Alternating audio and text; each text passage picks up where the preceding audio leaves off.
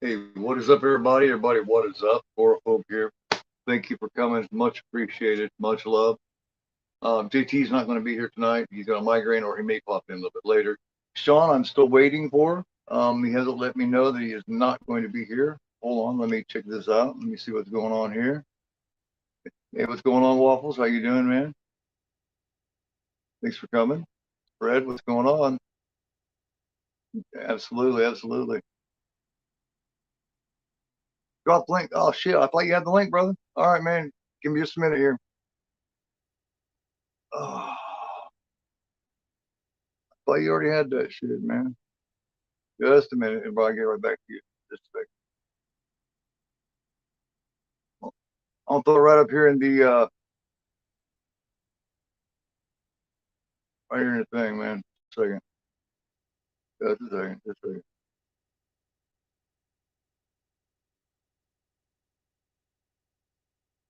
Should be popping up there.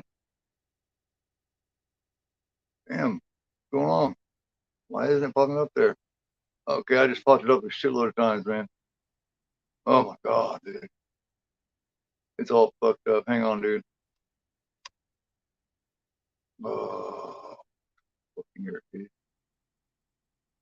I'm not working out very well this evening so far, y'all. But how is everybody? Everybody good, hopefully?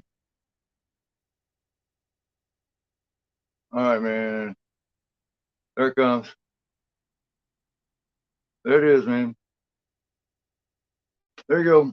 Oh, all right, what we got here?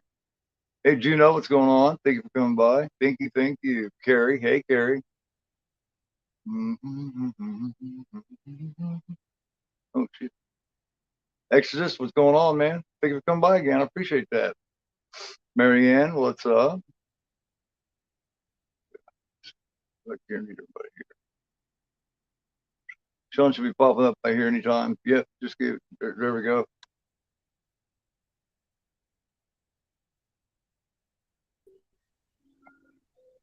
Hey, Hey, what's up, Keith? what's going on, man? Yeah, Oh, JT couldn't make it. He said he had a migraine or something. yeah. I talked to him about an hour or so ago. Oh, yeah. One of the reasons I got this particular film together was because that one night that we did Maniac Cop. You guys had mentioned you guys had talked about CREEPSHOW, so I figured, hell, it'd be fun for three of us to do.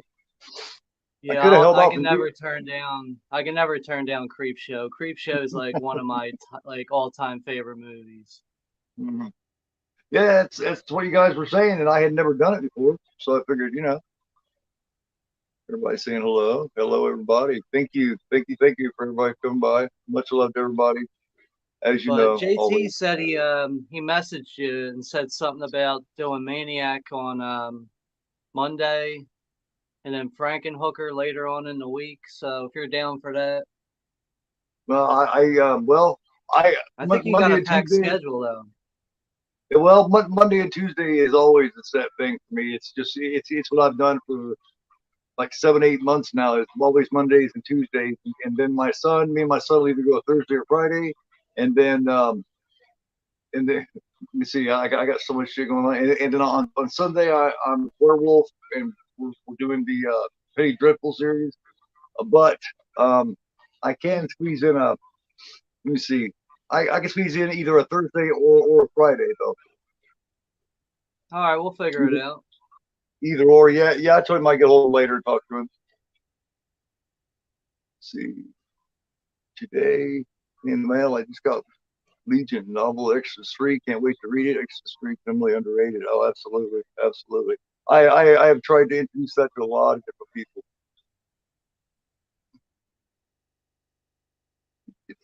So we got Kevin here from Haunted by Horror. Mayann's here. Exorcist Reviews. Juno 2000. We Yeah, got 12 people in here right now. So yeah, man. Very much Terry appreciated. Praise Cinema. Hey, Ronan, haven't seen you in a minute. How you doing? Haunted by Horror.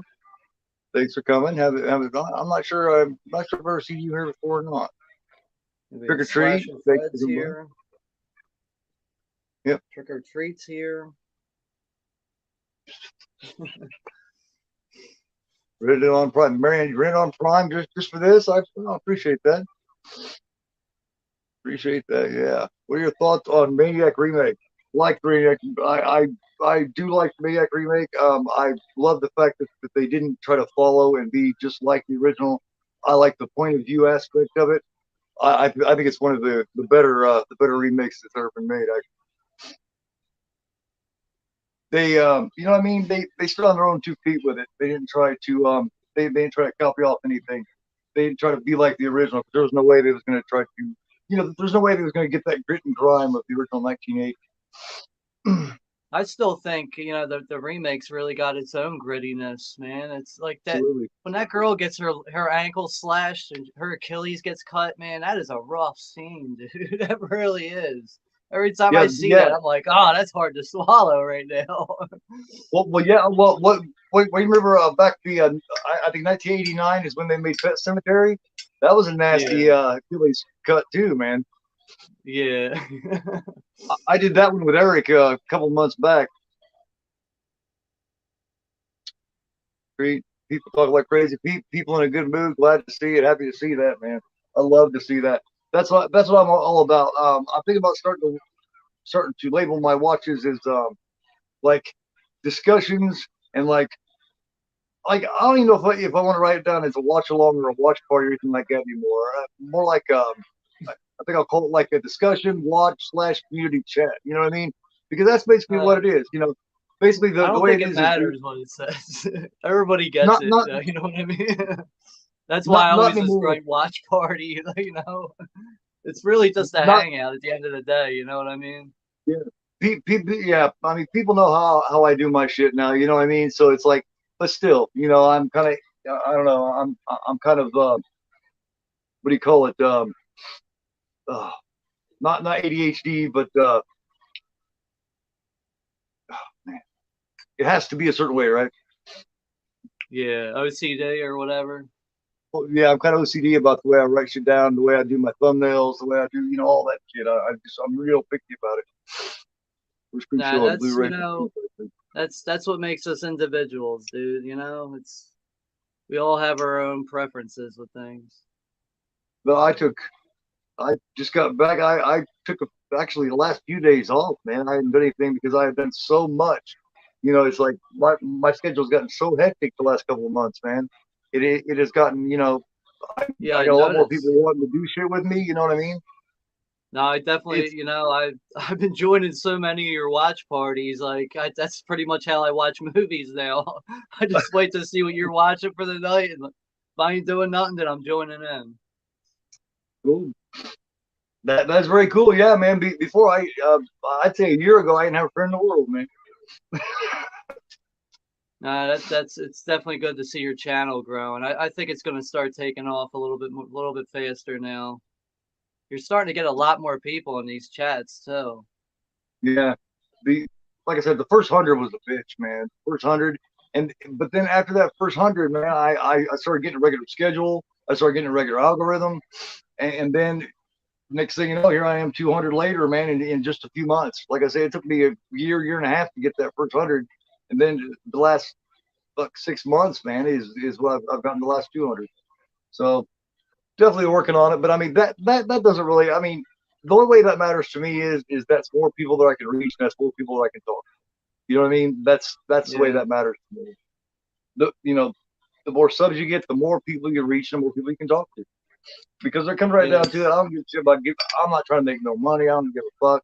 I just want to hang out and have a good time and share these films. And people who haven't seen them, show them to them. Right. I feel the same way, dude. I Like really have like no interest in making money off YouTube. It's never really been a thought to me. yeah. I will never get moderated or whatever. I'm too profane. I'm too. You know what I mean? I smoke. It's never gonna happen, and I don't give a shit because I just want to be me. You know. And if I had to be somebody else to get paid and all that for it, fuck it, I don't give a shit. I hear you, man. Bigger to wear bandana, I wear them. YouTube just like it. Yeah, but for years, from about 2000 on, I had went with shaved head. I was the skinhead type. I wasn't skinhead, but I had skinhead look. But about the last, I don't know, few months, I've decided to grow my hair back out. Since I don't have no gray in it, I'm nearly 50. I'm still all blonde. Fuck it, might as well grow it. I'm not too bald yet, you know. But yeah, I told JT to starts feeling better, join in. And he started hitting me with all the. He was talking about doing an Italian watch show too. But you know, I told him let me check it out. Let me see what I got going. And I get back to him. It does sound good because I don't think I should talked about enough. Yeah, he sent me like a massive message. It was like a couple paragraphs. Feels the dark side is the real Creep Show 3. Absolutely. I've seen that Creep Show 3 like twice, and I do not remember what happened either time. CREEPSHOW Captain 3. Hell's Oh Yeah, man, I I don't can't talk remember. about that movie. I watched it twice, and I couldn't tell you what happened in any of it. Creep It's Show so 2, I think, did great. forgettable. Yeah, I have no idea, man. The Captain Hell was, yeah, that is really good, man. That one is really good, guys. I think we could all agree with that. Yeah. See, tell us in the Crypt movie is like a version of, yeah. You catch up here real quick. You got your set and ready to go? Am I ready to go? Yeah, do you got your set and ready to go, or you need Yeah, time? I'm ready to hit play. All right, as Or actually, Nielsen is back give me there. 1 second. I want to go grab a drink real quick. I'll be right back. All right, man. Just checking the messages, talking to you.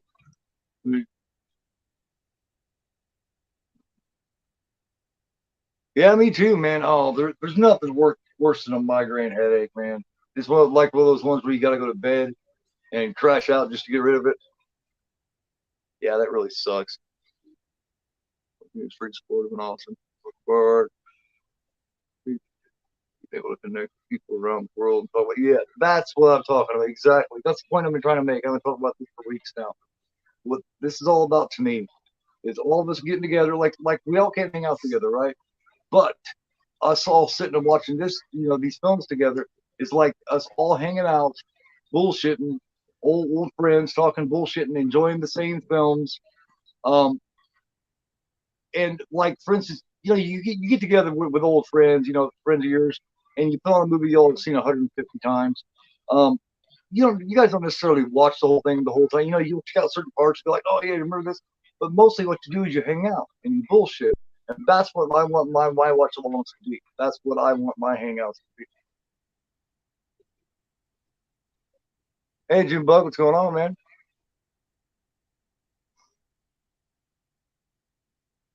Car from hell. We'll see. Yeah, I'm ready when you are. So whenever you Yeah. want to count it down. Just catching up. Um, see, Joe says, was it true that the Cat from Hell and the Pinball segment scrapped the Creep Show 2 for budgetary reasons? I'm It not sure was about that. something like that. There was some like petty ass bullshit why like they couldn't do that shit. It's one point that I seen that Tom Atkins was talking about that I didn't even think about. This is one of 4 films that he did with Adrian Barbeau, and you know that in none of those 4 films they were in not one scene together. And I started thinking about that. I was like, that's crazy. Yeah, thinking about that now, like it sounds pretty right. Yeah, because they did Creep Show, they did The Fall, they Escaped New York, and they did Two Evil Eyes, and they was not in the scene in any of Yeah, that's wild. them. You Don't forget think about the cat. you think by like the 4th film they Totally. would get a scene together. Yeah, he was talking about that, and yeah, that was a point I never thought about. I mean, I knew they were in a few, together, but I never thought about the fact they never did. That is my favorite. What is your favorite role in this whole movie? What is your favorite part? Favorite particular role? My favorite role in this movie, Yeah, your favorite character. it's got to be Stephen King as Jordy Verrill. That one's pretty good. My favorite is Billy from Bill? Adrian Barbeau. Oh Billy, yeah, she's really good in this. She is really she's good in this movie, man. Very fantastic. Oh convincing. my god, she Right. reminds me of my son's mom because she used to get to drinking like that, and she'd be like, ah, man, she'd be, I love That sucks. I can't imagine Yeah. anyone being like Billy, man. Well, she wasn't quite that bad, but you know what I mean. She just, I mean, he even mentioned a couple years back. He and I were watching. He's 25 now, but me and him were watching it, and this Drake Kane. I don't know if you ever seen him on with me a year or so back. It's when he used to do YouTube, but that's my son. And it's his mom, and he mentioned it, and I was like, oh my god, it is like your mom. You see why we weren't together after that? But Well, I just would have oh, to say my favorite story is the crate story, the crate monster. oh yeah, yeah, Like that yeah. story is definitely my favorite out of the whole movie. But my favorite performance definitely Stephen King is Jordy Verrill. Speak of the devil, there he is. Yep. Hey man, you're the one that said it was like your mom, not me, dude. There's my son. There he is. Oh You know yeah. he's here. Hey Corey, thanks for coming by. Thanks everybody for coming by, man. Really appreciate it. We're getting to count this down if everybody's ready. Marianne, I told you I would give you a little bit of warning. We're getting ready to do it here in just a few seconds. Oh I've got yeah, my definitely got to count that down for her and for everybody else. I got it paused on the Warner Brothers. Hold on, let me do that. Yeah, my favorite is Billy. She is fantastic. Like a little kid, Henry. She's like when you fantasize with Biggest bitch ever. But you know, she wasn't like that. You know, she wasn't like that constantly. It's just she'd get in moods. You better believe it. Like she's chasing everybody away from the table and shit at the party. She just wanders around with her drink, agitating everybody. So, like, whoever that etiquette cunt is. Like, It's fantastic. She could do anything, man. Etiquette cunt is. Yeah, she's very underrated. You know, Pedro Barbeau is. Yeah, she You don't definitely hear her stands talking out in about that one though. I can't wait to see that part actually when she gets shot in the it. Yeah. Hey, there's my fiance. Thanks for coming by, baby. Thank you. Everybody, give us that thumbs up if you would, please. I appreciate it much. Terrorize the earth as much as possible. All right. So, all right. If you're ready, I'll start at 5.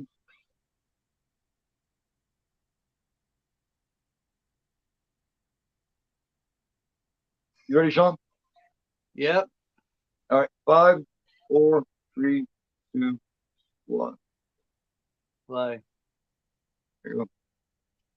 We shouldn't have too much problem tonight. We should know exactly where each other's at this time.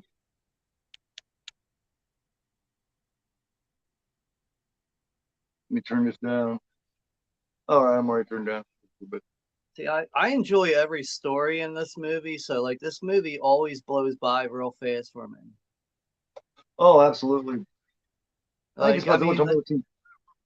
like the Go ahead, man. weakest one is probably the last one, but it's still like I don't know. E.G. Marshall, I think his name is, who plays the old Yeah. guy.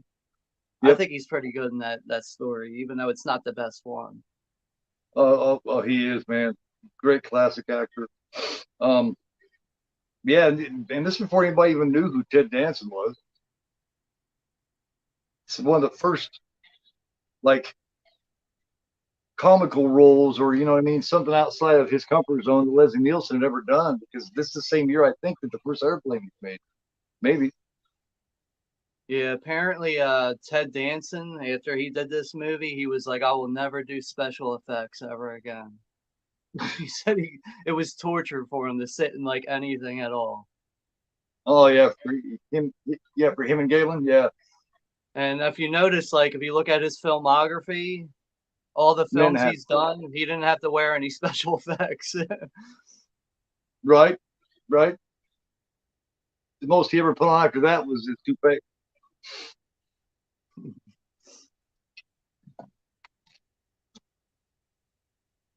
I think it's the biggest dick Tom Atkins ever played too, man. In this movie? Yeah, I think he's the biggest asshole he ever played. You know, I he's always know. you know, he's just an ass. That's what God made dads for, babe. Taking a big old swig of his beer. It's like, dude. Drinking a shitty Budweiser. It looks like it's warm Yeah, it does. It does too. with like all Yeah. that extra head, like making it warm. You know. Well, I mean, there wasn't even any sweat hitting the glass. It's just like sitting there like room temperature. Some people You like don't know drinking it the that way. difference. I don't get it. You don't know the difference from what a good beer is and a bad beer. You don't care. He just drinks whatever. Right? Love the Dracula poster. That's funny that that's back there because that is like Stephen King's least favorite Dracula. Yeah. I don't know why, but it is.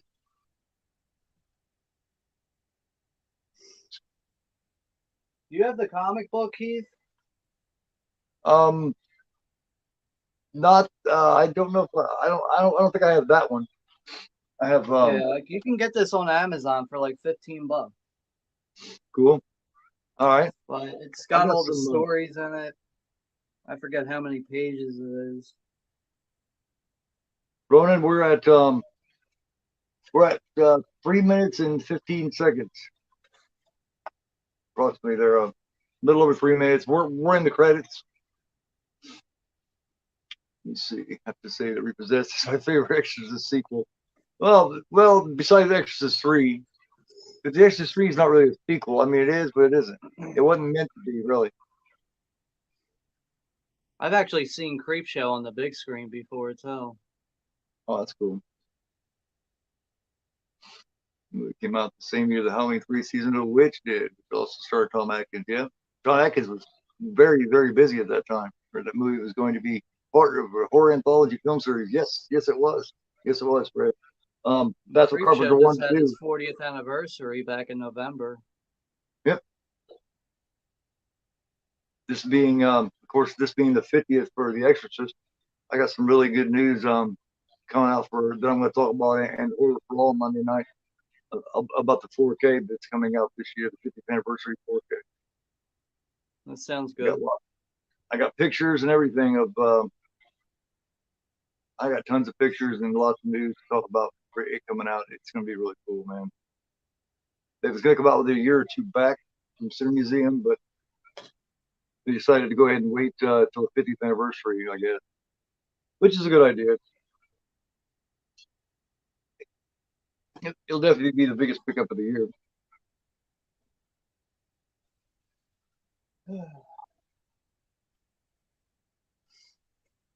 Yeah. I actually kind of wish the first story was a little bit longer. Yeah. Yeah. Because this one's like 15 minutes, I think. There's what, 5 stories here? I think. Something like that. Girl story is my favorite. Yeah, a lot of people love that. And you know, I'm not big on I wasn't big as far as Stephen King becoming an actor. You know what I mean? When I first heard about it, you know, I was a kid, of course. But you have to give him credit. He carries the whole thing by himself. Yeah. That's not easy to do. It's not easy, man. My favorite funny story. They crawling all over you. The story just gets me. Oh my god, man. That story gets everybody with the roaches. Oh my god. To deal with in real life. Oh my god, yeah. Because that's a real See, the problem. very end is definitely like, what the fuck, man, when they start coming out of them. Mm-hmm. Comic book creep show. FYE music store, really cool book.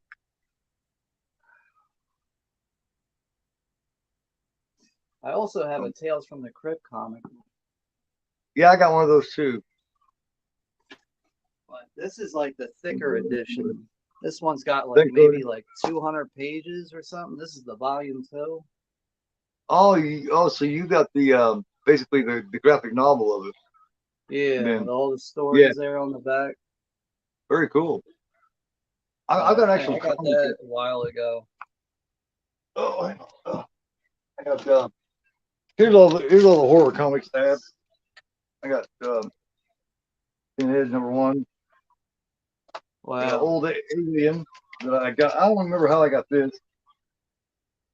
Alien. Here I to have a tell us for couple CREEPSHOW. Alien vs Predator comic books. I have this now. This is just a comic. It's not a graphic novel or anything, but That's still awesome though. hell yeah. Strangeland, #1. Nice. That's an underseen movie. Godzilla, Yeah, I see it. That's cool. Night of the Living Dead. Oh, This is just like a Chainsaw Massacre remake yeah, I don't have comic. too many horror comics, but mostly like I have most like the anthology stuff. Right. Like I do actually, I have a Nightbreed comic book. It's like it's not around in my room right now. I'd have to go dig it out, but I definitely know like I have a Nightbreed comic book somewhere. It's from like '92, I think. Oh yeah. I still have some of my old comic books actually. Like I was never really that big on comic books. I collected them when I was around like 10, 11, 12 years old, but kind of just grew out of it. Yeah, I was for a while when I was a teenager, and into being a young adult. But then, it got to be a thing where all the ones I started collecting, I couldn't keep up on. Man, they started, they started getting more expensive, and I just didn't have the money at the time, so I fell behind. Then I ended Yeah. up having to, sell a big chunk of them at one point. So I was at a point where we needed food, and Drake's mom was pregnant with him, as a matter of fact, and we needed money for food, and I needed to feed her and everything. So I sold them, man. I couldn't get much out of them, but hey, whatever, I had to get whatever I could get. Life gets in the way, man. You know, Yeah, priorities come up, you know what I mean? And stuff like that's absolutely. always secondary. Yep. But actually, I remember having a RoboCop versus Punisher comic book, and it was really violent and bloody. I think I might still have it, but like I remember like when I found it, I was like, "Yo, this is the coolest comic book ever." There's people dying left and right in this book. Right. But I still might have that somewhere. Let me see. Got that quick show. Jamie's here. Hello, Jamie. Yeah, I'm getting that. I'm in Strange Thing comic. Wish I could get my hands on a copy. I don't remember where I got that. Extras reviews. I'm waiting for an extras comic or graphic novel. Yeah, I'm surprised they don't have one. That's crazy. You might just be darn well have the best movie collection I've personally seen. Well, thank you, man. I appreciate that. It's definitely a lot of money and time went into it. Hey, Jamie, how you doing? Thanks for coming by. Appreciate it. Man saying hi, Jamie. Saying hi, Jamie. Everybody's like, as always. Yeah. I always that's one of my favorite things to see, man. Is when everybody gets in there, everybody starts saying hello to everybody and everything. I don't know, for some reason it warms my heart. So Yeah. Nathan just got killed. So Yes. With what is this yeah. like 7 years later or something like that? Something like that. I think it is like 7 years later or some stupid shit. I don't know. That's his name, Nathan Graham.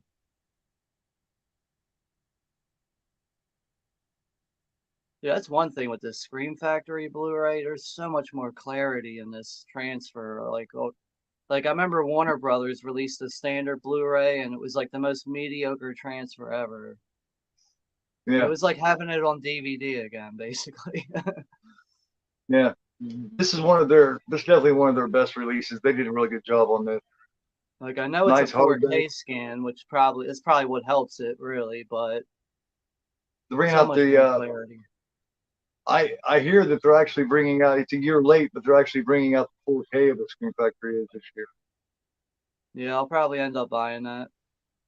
About 11, we're about 11 and a half minutes in case you're wondering.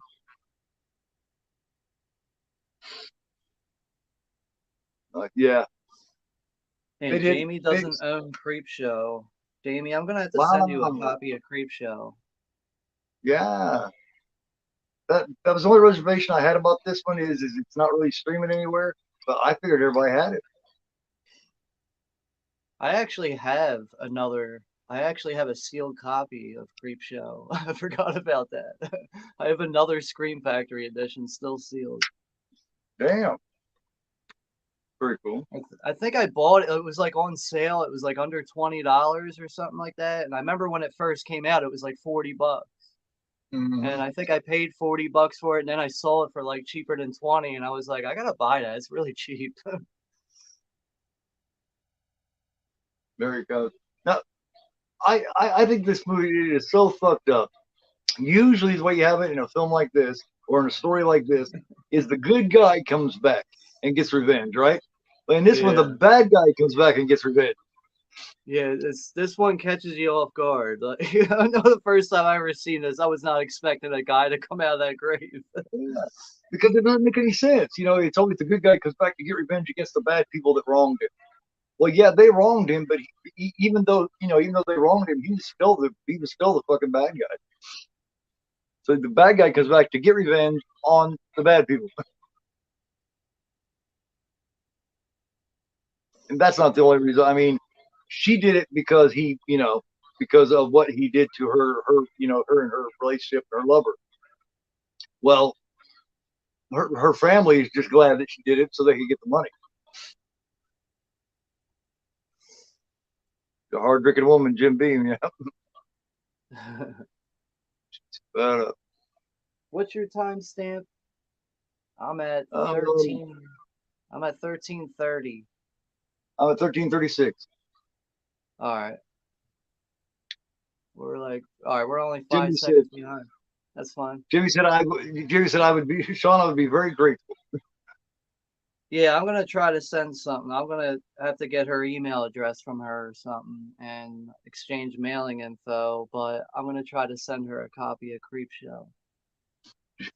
Marianne says daddy Everybody issues. needs that movie. Everybody needs that in their Oh, collection. Damn, you got yours absolutely. all like mounted to the wall, right? Your shelves? Well, no, they're not mounted, but they definitely they're taller than right here. It should be because it's taller than I am. I don't know. For some reason, I thought they were like not fully on the ground. I thought that was like nailed to the wall or something. Mm-mm, no, no, no. They come to the floor all the way up, all the way I'm that way, and all the way this way. I'm officially out of room, dude. I'm at the So point my where movies are stacking up on the floor now. It's getting bad. yep, yeah, me too. And then along with all my other shit, all the other action figures and all mechas and all that shit, I'm gonna start a Dude, second room. it's such a challenge, dude. Like every time I get new movies like every week, and I'm like, fuck, dude, I have nowhere to put these things. You know, Fred says, I think that scene where the woman's dead father rises from the dead could be a reference to a George Romero's Night of the Dead. Well, yeah, it's definitely not up in his wheelhouse. Man says that dancing was wild. Yeah, I've still Definitely got that talking scene about pretty somewhere. what's his name? I forget his name now. Who is this now? Nah, Mayanne said something about the wild dancing, so I'm pretty sure she was talking about Oh, Ed Harris. yeah, Ed Harris. That's right. Ed Harris is great, man. Yeah. Hey, Karen, thanks for coming by. How's your stream doing? Good. I didn't mean to schedule at the same time as yours. Sorry, Jen. I don't ever, I don't. I like to overlap. I like where everybody can, you know what I mean. But I was not thinking about it. If I'm a greedy and selfish, absolutely they are. They just want that money, man. And you know, like I said, she didn't kill him because of that. She killed him because he fucked up, her only love and shit. But but they're quite grateful. Dancing was well, yeah. That I yeah he I think that was kind of ad libbed. I think he just kind of jumped in and did his own thing. Doctor Giggle, yeah, I seen where they released Doctor Giggle. Scream Factory did. So, he is. Here's the easiest way to talk to me is Instagram. See, I have an account, but I never use my Instagram. Like, I don't know. I go on it, I'm like, I just don't care about being on here right now. Like every time I go on, I don't feel like being on there. Well, it's an easy way to advertise. You know what I mean? That's basically what I like about it. No, I totally get it, but it's just something that gets me with Instagram. I'm just like, I don't feel like being on here. I don't know. I don't see much appeal for it. It's like, why don't he just get out of the way? If I seen that fucker scooting and shit, I wouldn't even be thinking about nothing else. I wouldn't fuck around. I'd have got the hell out of there, or at least Yeah, tried. he definitely he panicked while hesitating is what he did there. Right. Right. Cause yeah, cause yeah, cause you know that motherfucker lands on you and it's over. I, where's my cake? I want it. It's mine. He's, he sounds like he's been like living in a chimney for the past 300 years or something. Yeah. Yeah. That almost had a whine to it though. Where's my cake? I want it. It's mine. Yeah. Where's It's my mine. I want it because it's mine. It's like, damn, all right. This is like the one movie you gotta watch on Father's Day. You gotta Oh, watch yeah. this on Father's Day. There isn't many. There's only a couple of them, but yeah, this is definitely one of them. Yeah, the Stepfather. You can watch the Stepfather movies, but you gotta watch Creepshow. Yeah, that's what's so cool about it, man. I think this is definitely considered probably the I'd say hands down by most people. If you was to gauge 100 people, how many of them you think would say the Creep Show is their favorite anthology? At I least think it's 90. the holy grail of like horror anthologies. Like it's for me, it's the holy grail. There's many great ones, but yeah, this is the one that I mean, it's not necessarily my favorite, but it's definitely up there. I like a lot of the older ones. I like a lot of the ones from the '70s too, man. Like I like there's two movies I could truly say that I seen when I was a kid and managed to be scared shitless but also laughing, and that is Creepshow and Return of the Living Dead. Like Mm-hmm. those two movies like found ways to really scare me and then I'd be laughing at the same time. Yeah, yeah, yeah. Return of the Living Dead mixed it up perfectly, and then they went completely ape shit on part two.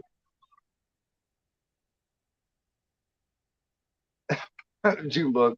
I love cake too much. I understand, brother. So do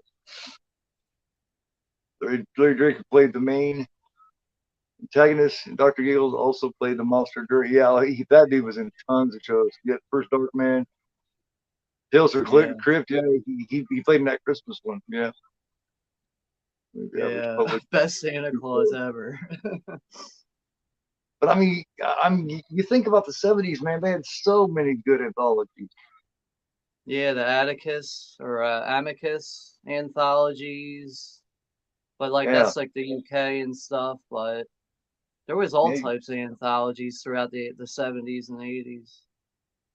yeah, man. You got Tales of Witness Madness, Beyond the Grave, House of Drip Yeah, Blood, Food of Terror, those are all like Hammer Amicus productions. Asylum. Yep.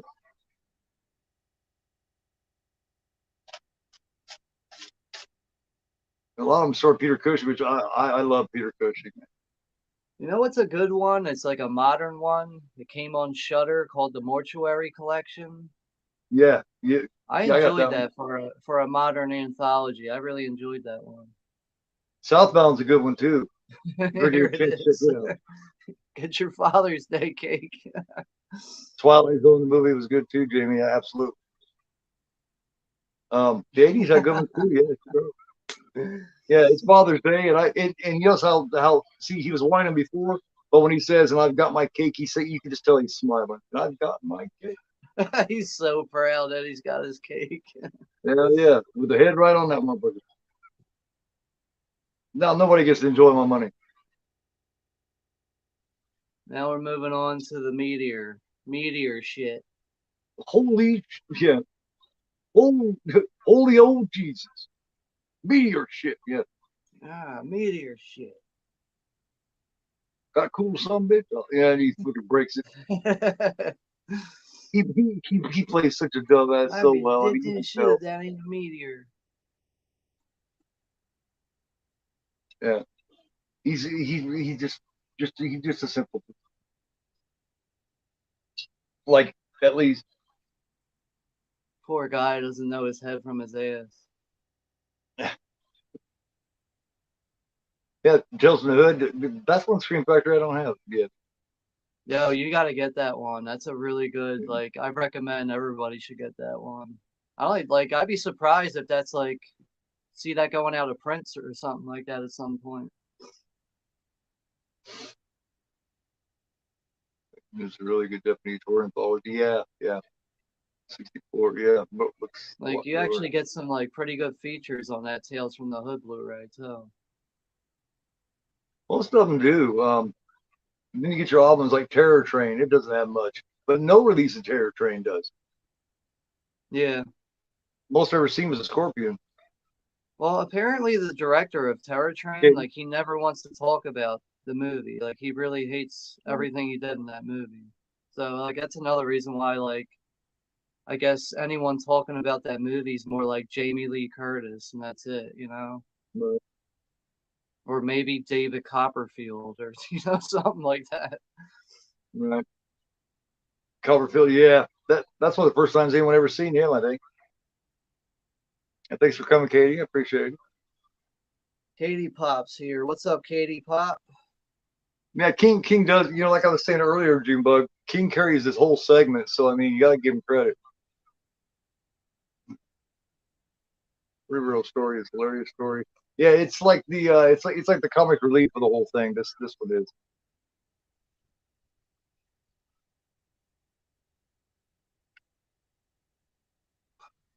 Holy old Jesus.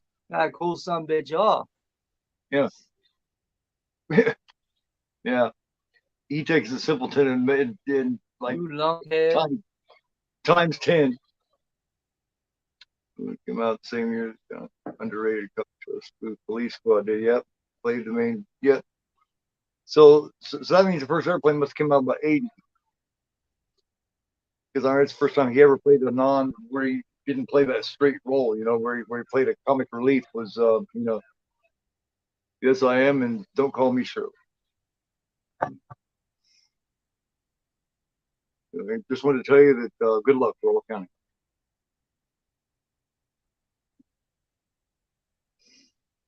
Mask and Terror Train reminds me. That's one of the cool things about Terror Train. It's one of the only ones where the killer, he changes his outfit, shit, which makes sense. Why you would do that? Yeah, it Old works school with wrestling, like the change, like because he's constantly walking up and down the train. yeah, that's smart, man. But I still like, like the bathroom. Did the bathroom really get cleaned up that well at one point when they found the dead dude in No, there? Like, no, that no. bathroom was spotless after that. Like, how the fuck did you do that so fast? I didn't notice that as a kid, but I watched that a year or two back, and I was sitting there thinking, no, I don't know, man. That It's a motherfucker. little quick there. Like, damn, dude, clean that up in like 2 minutes. Nah, but like I don't know. You see movies Like enough a whole times, house, you kind of pick their little flaws apart. like a whole housekeeping team got in on that motherfucker. Yeah, yeah. The old Samoans. Anybody watches wrestling now? Those Samoans you see on there, that's definitely a part of that Hawaii family with Roman Reigns and all them. That's the old fuckers of the family. The old chiefs. I think they actually do say like Madison Square Garden. It's like some wrestling match at Madison Square Garden. Yeah, yeah, because that's Miss McMahon talking in the background back when actually used to do the broadcasting side of it. Oh, pile driver. You don't see people doing that shit much anymore.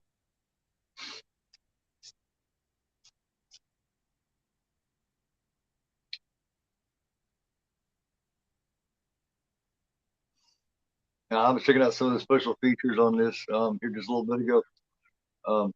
In preparation, and Tom Atkins mentioned that same thing I mentioned to you guys when we were talking about it when we were doing Maniac Cop. When he was talking about how nervous Stephen King was, with his son. He's like, well, don't make sure you don't slap him very hard. Tom Atkins is like, Stephen, I'm a professional actor, man. It's okay, relax. I'm not gonna hurt him. I don't think he actually hit him at all. But he's like, well, you know how to do that, right? You know how to slide. He's like, dude, so I guess he was standing there watching all careful and shit. He's like, he's just a little boy. He's like, I know, Steve. Yeah.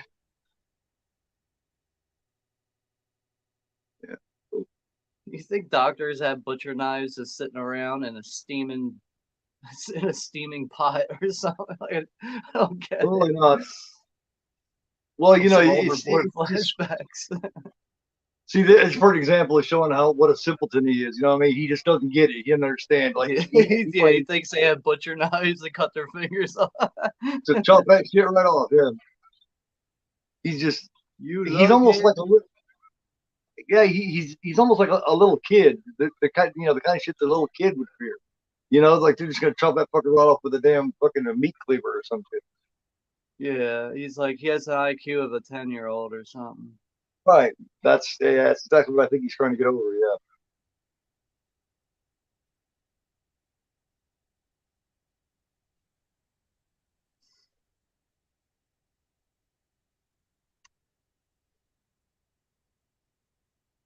Hey, Kessler. Creepshow's getting an Hey. anthology video game. Really? I knew Chainsaw Massacre was getting a game. I didn't know Creepshow was. Where did that?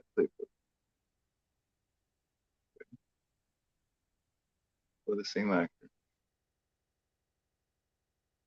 Yeah, yeah, same dude. Yep. Yeah, yeah. Sounds actually pretty good. Yeah, he's that one dude that he's on he's on the Eli Roth show talking about for a little while. I would like to have seen a if there's a sequel of any of them, I'd like to have seen a sequel of the Crate, like a continuation on. You know what I mean? Because it's pretty interesting. You mean like a full movie again for the crate story? Or even a continuation. Yeah, it'd be fine too. Yeah. Just like if like if I'd have made Creepshow 2, I would have had a part two to that, another 15-minute story. And then maybe, if I'd have made a part three, I'd have done another one. You know what I mean? I think that meant pretty cool. Yeah, I think they just had so many stories written for Creepshow that they really wanted to get around to. Is why, Mm-hmm. I mean, it still follows in the tradition. You need to have like a fresh story for anthologies, but I Right. think Stephen King, there's a lot of stuff that they wanted to do that they never really had a chance to do. Right. I mean, for instance, the Penfall story, that was definitely Mm-hmm. supposed to be a segment for part two. Did you ever see the ABCs of Death, Sean? See what? I think the ABCs of Death. It's an The anthology. ABCs of Death? Yeah, I had that on Blu-ray somewhere. I'm not sure that I have seen it. I know I've I been have it on intending to. Blu-ray. I know that. I found that at Dollar Tree a long time ago. Cool. Yeah, but Southbound. Yeah. someone's mentioning the Creepshow Shutter series, and the first time I saw it, I really didn't know how to feel about it, but it's definitely grown on me. I do enjoy the new series, mostly the first two seasons though. Yeah. Yeah. I've seen the first two seasons. Yeah. You're. Yeah. Definitely, Castlar. Southbound is a good one. I was just talking about that one earlier, man. 2845. Thank you. Show three is awful. Like I said, I couldn't tell you Castlar because I don't remember it. I've seen it twice and don't remember anything about it. I do not remember a damn thing about Creepshow 3. I tried to watch it twice. Because the first time you see something, you know what I mean? You're like, you figure maybe something's on your mind. You didn't get a chance to pay attention to it. So you try to watch it again. But after twice, if you don't remember anything out of twice, I just kind of give up at that point. Are you afraid of the dark? Yeah. That was a decent little show. Yeah, it was Nickelodeon, right? Friday nights or something like that. Yeah, I think so. Yep, he's turning into a weed, basically. That Dark green side of the really moon. stands out. That green really stands out on the Blu-ray. So vivid. Yeah, I got to join with. Hey, man. get with me, Waffles, and we'll figure it out sometime, man. Maybe one of the guys. Oh no, not there.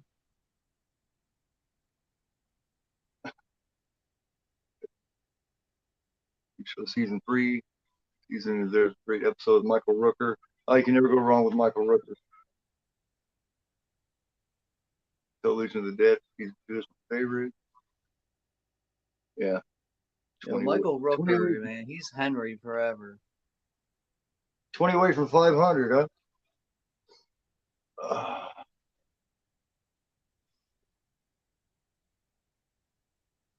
Okay, thanks, Mike. I appreciate you letting me know that.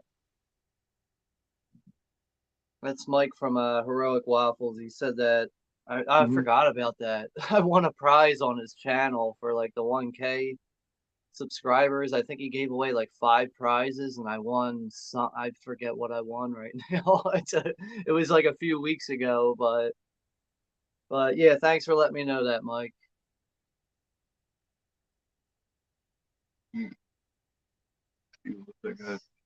Using the channel But yeah, I'll anymore. definitely unbox that on camera. Probably in like the next couple days, I'll unbox it.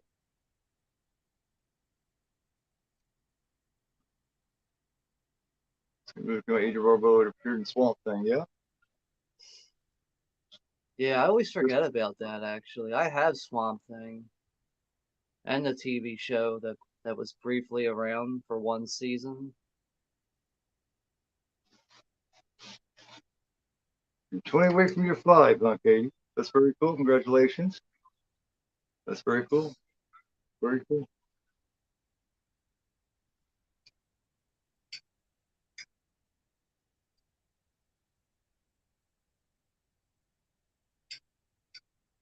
There's the Castle Rock show.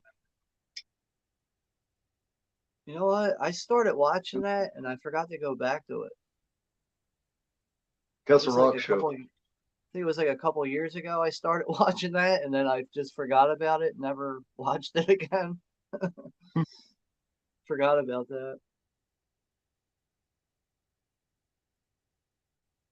Please, please, just this one time. Yeah, please let Luck be in my favor this once. Yeah. Poor guy. Yeah, you just please just let me at least blow my head off. Mixed misery with Salem That's the only Block. choice he had left, man. Right? Imagine if he didn't kill himself. I would like to imagine that he would grow like 50 feet tall and like attack the whole town. Yeah.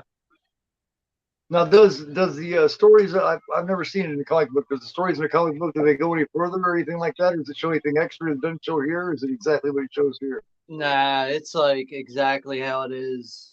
Like it's the Okay. original comic book. Okay. There's like really nothing extra about it.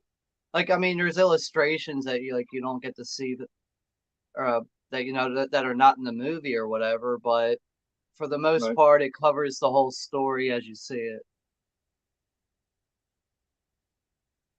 Interested in 88 films, having 30% off sale. That is cool. I won't have money until this coming week, but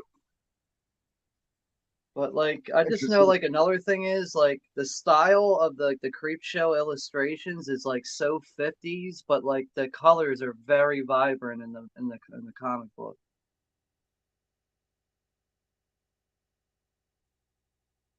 Sad and dark ending for poor Dory. Yes, it is.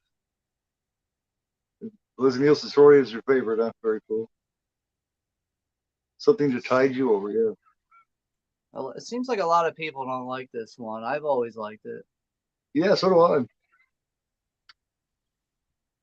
I. Yeah. You just tell it to call you Billy.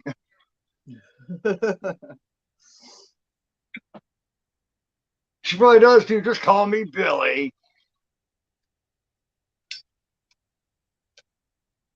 I love when the one professor, he's so scared he can't even talk at one point. He can't comprehend what he just saw. That's Stutter really good already. acting Yeah, right there. oh yeah.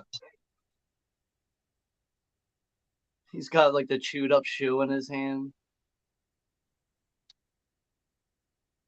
He's in there, starts fucking around with the TV and shit. It's like, dude, why are you touching my shit? I know, he just starts touching all his personal shit. That fucked me up, man. Somebody started touching my fucking players and shit, man. Shit, Like, what are you she, doing? she'd get rough in a minute over that. It's like, dude, don't be touching my, oh man, you touching my region player. Like right away, show him the door. Like, yo, the door is this way. We gotta go, dude. Yeah, yeah. If you want to take those fingers with you, stop touching my shit. He doesn't care though. He just, I mean, he has every right to put his hand on him because he started touching his shit first. So, right, we're getting right, right. technical here. Which is played by Galen Ross actually, and a lot of people don't know that from Dawn of the Dead and Madman. She goes by a different name in Madman, but Hmm. I don't know if you've ever seen Madman, but she's I figure you had to see Madman. But yeah, Yeah, she's that's a she goes classic. by a different name. She goes by a completely different name in it because she was afraid of, I'm not sure. Something about she was just she was doing those movies, after Dawn. Of course, Madman was like in the early '80s. Well, she did it, of course, to pay bills and shit, but she was trying to get like bigger acting jobs, so she didn't, so she used a different name for Madman. Right. She was afraid that it would look bad on her resume and all that shit. She looks way different in that movie compared to Dawn of the Dead. Hmm. Very vibrant on Prime. Very cool. Very cool. For Yeah, they sure. probably had the Scream Factory transfer. I think that's like the main thing that's out there if you even like download the movie too. And it's the only 4K transfer so far, I do believe. I think they still own the rights to it. That's why I think that they're going to be the ones that releases the 4K. I was listening Dude, to a the couple people talk about it. 4K, like if they release a 4K, that color palette's probably gonna look pretty crazy. Like, and I mean that in a good Yeah. way though. Like, it's probably gonna be like so bright. Like I can imagine it looking better than this, man. To tell you the truth, I don't Well, see where I'm there's going to be mainly that much talking improvement. about like those, like those scenes where like someone's freaking out and there's like a bunch of like color palette waves in Right, the background that look like a comic book. Like those scenes right, are gonna be so like vibrant and bright. yeah. Hell, yeah, yeah. It's like I said, they already do here, so I can only imagine. I mean, hopefully they don't fuck it up. Street Factory has a way of getting too ahead of themselves these days, man. They try to do too much at once, I think. Yeah, I know what you mean. Like I still don't understand what happened with the Friday the 13th set. Like, how did you screw up three movies in that? Like you're not paying someone to check this shit before it goes out. Yeah, yeah. There I could should see be one inspectors. movie having like a missing audio track or something. Maybe one movie, but three? Like there's three of them that are fucked up. They just got in a big ass hurry. Yeah, I didn't like they fixed the problem, but like it just that just shouldn't happen. Arrow started doing that too, man. That blew me away because I always, Arrow was one that you didn't really think of them doing that, but two or three in a row they fucked up too. They always replace it well, but it's not the point. Yeah.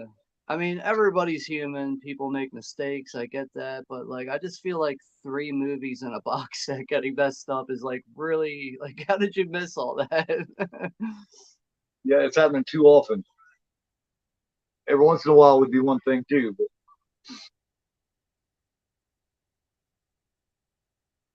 I think one yeah, of the Mary, worst you're right when you Blu-rays say I that. ever bought. You remember Sid Haig's very last movie called Hanukkah? Hanukkah. No, I don't think I've ever seen it. I think Dick Miller was in it too. It was like one of his last movies. It No, came out in I'm like 2019, I think it came out. It was like a real independent horror film, but it was called Hanukkah, and Sid Haig was in it, Dick Miller was in it, and somebody else. But I remember pre-ordering the Blu-ray, and it came, and the movie was so out of sync that I couldn't watch it. It was like off by like 30 seconds, dude. It was really bad. It started out really good and then it just faded like right away. And I was like, what is going on here? Like, this is so wickedly bad. that Like, should that's like never hit one the of the shelves, worst man. Blu-rays I ever bought. That should never hit the shelves. Anything like that shouldn't. Yeah, I don't know if they ever fixed that Blu-ray, but that was like, holy shit, dude. Like, you guys fucked up bad with that one. But You know, I would says, like to see that movie someday, Hanukkah. I really would like to see it. it says, remember getting the Child's Play 2 and 3 4K after opening? Then there was sticky film crap all over the Blu-ray and the 4K disc, which looked gross. Really? You Brand know new? what? I That's think that's crazy. called gassing. There's like something that happens with like certain plastics that are used in Blu-ray cases and Blu-rays themselves. They end up leaving like this really like filmy residue. And like I know you can like wipe them out and like kind of fix it, but sometimes the stuff is like too thick. Right. And like I Yeah, don't know, I'm it's like fascinated. but like I read about it online before. Apparently it's something called gassing that happens to like bad material Blu-rays. Like it's I don't know. I, when I was reading, I was like, really? Like, is this a legit thing? But I hear it happening to people sometimes. Like certain things won't play because the film Uh, residue is like on there and like it just I don't know, like you can't wipe it off properly. Great. That's fucked up. But I don't think I've ever really had that issue. Like I've bought stuff before that just didn't play and I just returned it and got a new one and then it played. But Mm. other than that, nothing too serious.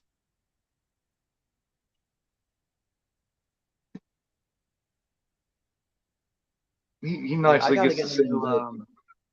yo, actually I gotta like one of these days, like when we're not like streaming like this, I gotta like I need to find a new region free player because mine's on its way out.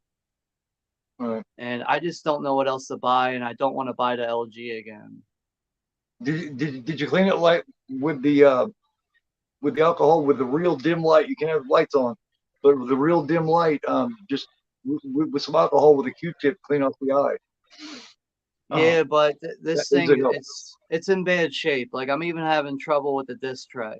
Like, Then and when we had that Maniac Cop watch party, like I took the disc out afterwards, and it didn't play the entire time for me, which is why I had to stream it.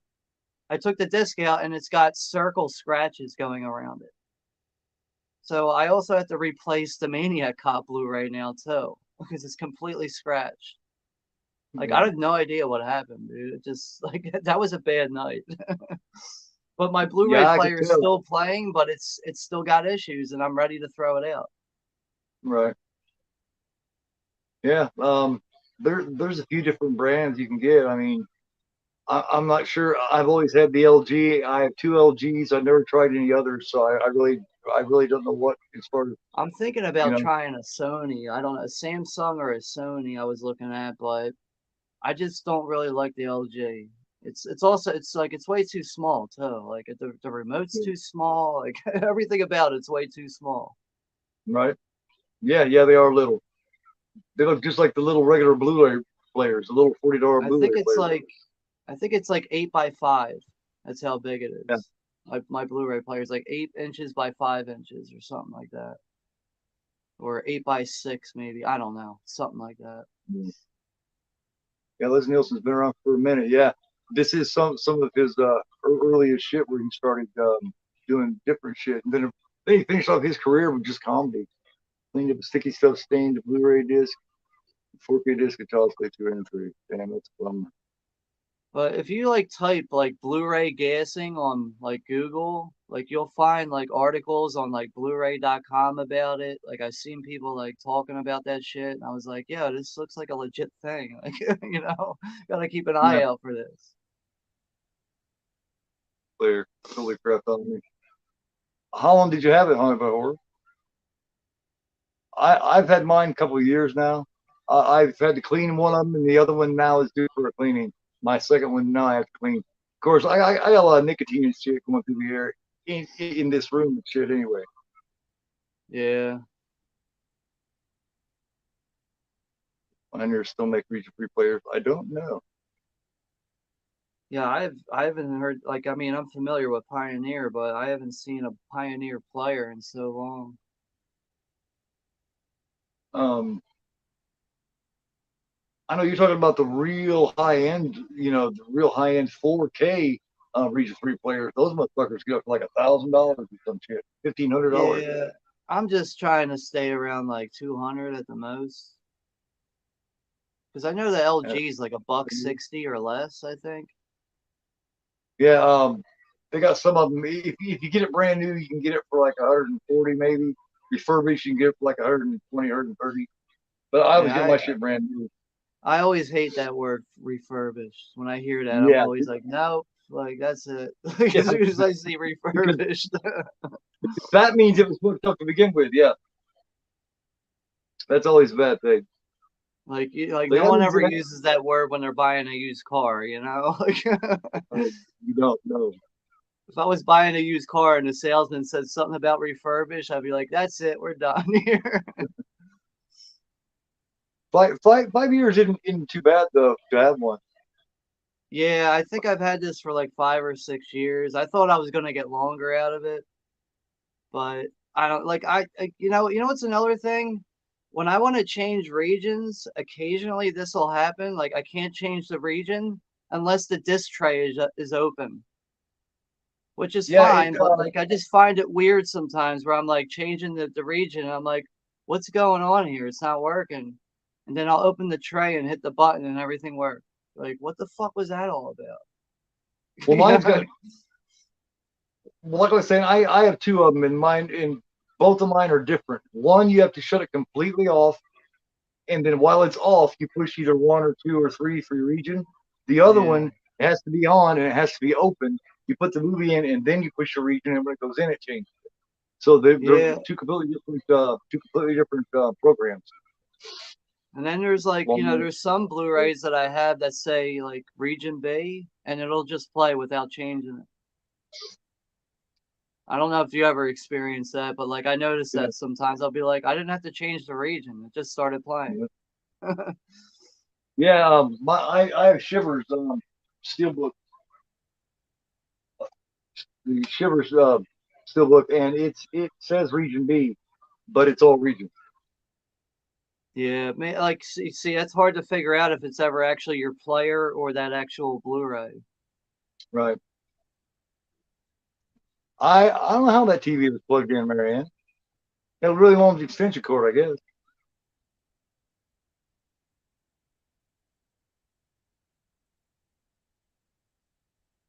I got the Child's Play 2 and 3 4Ks, and mine didn't have anything on them. Yo, I remember actually my Child's Play 2 4K. The inside of the case did have like a little bit of like smudging inside of it. I had to wipe it out with a napkin. It gave off like this like grayish like look to it. And then I touched it and it felt like grease. So then I Wow, wiped it out with a paper towel. And it was all gone. wow. I have any But problem with mine. it wasn't too bad, but like I remember looking in, I'm like, why does this case look gray? And I started touching it and it like all this I had like grease on my hands, but not real thick. It was like a real thin layer. Damn. I don't know. You see weird shit like that when you collect things. You Yep. ever see Yeah, you do. sometimes like you ever see like the other side, like I mean like the side where the media is on a DVD and it looks like someone spilled milk on it? It's the reason why like sometimes DVDs look like that is because that's just how the media laid out on it. Like Cloudy, people will take it as got a like, oh, cloudy. my DVD's scratched. Like it's not really scratched. It's just how the media settled when those discs were being made. Right. Yeah. But it almost looks like spilled milk on there. Kind of like cloudy or kind of a smoky color.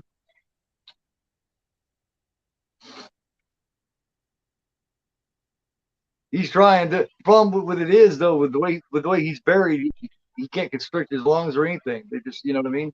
So he couldn't even take one big last breath.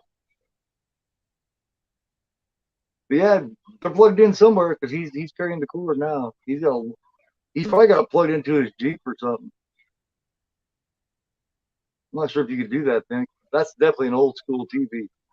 That's where you actually had to get up to turn the channel. Yeah, the loud ass knobs. Yeah, click, click, click, click. It had like 13 of them. It's Yeah, enough it to had wake up 13 the of them. house. Yeah. It had 2 through 13, and then it had a UHF. And then up here was the UHF knob, and it had like hundreds of, and none of them worked except like maybe one or two. Dude, turning that volume knob was and like turning the channel, and it was like getting in touch with the Coast Guard. It made such a loud clicking noise. Yeah. It's like click, click, click. It just keeps going. I remember that shit, dude. Like, what didn't people used to call them like floor TVs? Like when I was a kid, me and my brother would watch TV. We had a TV, like a wooden TV on the floor with the speakers out the sides and everything. You know, the regular Console. box TVs and shit with the bubble glass. Yeah, they called those consoles, I do believe. Something like I remember like I don't know, my dad like would call them floor TVs because like you just laid it on the floor just sit there in front of the TV and watch Yeah. it. Yeah, because the wooden case was so fucking big, man. It was like It was huge, a and piece the of picture was like, furniture. yeah, it was like It it had a really was a 19. piece of furniture. Yeah, yeah, because the top was made to put shit on, clocks or just whatever, you know. Yep. Yeah. I remember my grandparents used to have a record player where it looked like a piece of furniture. And like you open up the top by sliding it. Like I forget exactly what it was called, but like there was a big record player inside of it, but it looked like a regular piece of wooden furniture. Mm-hmm. And I remember my grandparents actually used to have plastic on the covers of the seats still on the couch. My grandparents were super old school. What do you think he's looking for? Because he's looking at tapes here. What do you think he's looking for to watch? Do you think there's other people that he's done this to? Like he's I mean, I choosing which hope one he's he's going to looking. check out? I hope he's looking for Dawn of the Dead. That's what he wants to watch. Yeah, because that's what he's getting ready to see. But yeah, I'm just wondering because he tape recorded that. So I'm just wondering out of all these different tapes, are those movies or are those other people that he's buried out on the beach? I'm sure he's got a couple pornos in there. Something, yeah. Because yeah, because this one's personal. Well, how many other personal has he had up to this age? You know, this doesn't seem like the first time he ever pulled this kind of shit.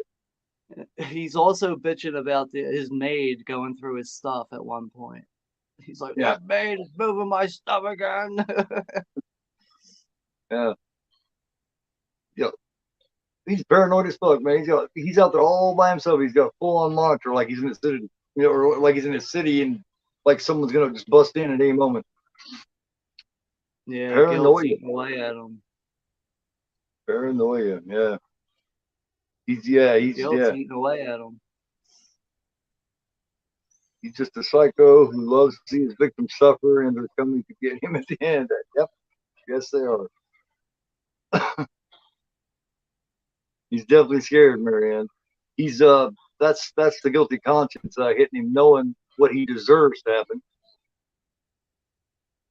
Love that tub, man.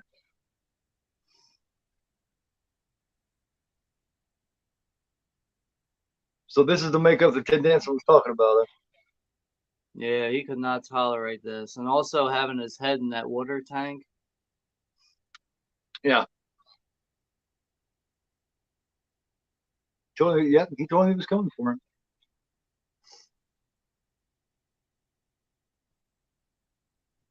It's probably strange for Galen, considering she was in, Dawn of the Dead in '78, for her to actually have zombie makeup on this time around. You know what I mean? Because I always forget that she's in this, dude. I really do. yeah, she's the female here, yeah. Yeah, she got different hair color. Her hair is like way more like a dark brown in this. But Mm-hmm. also we only really get to see her on like the black and white screen Wet, for a few minutes. yeah, wet and struggling, yeah, yeah. But and hair, when it gets wet, it always appears darker anyway. Yeah, that's true.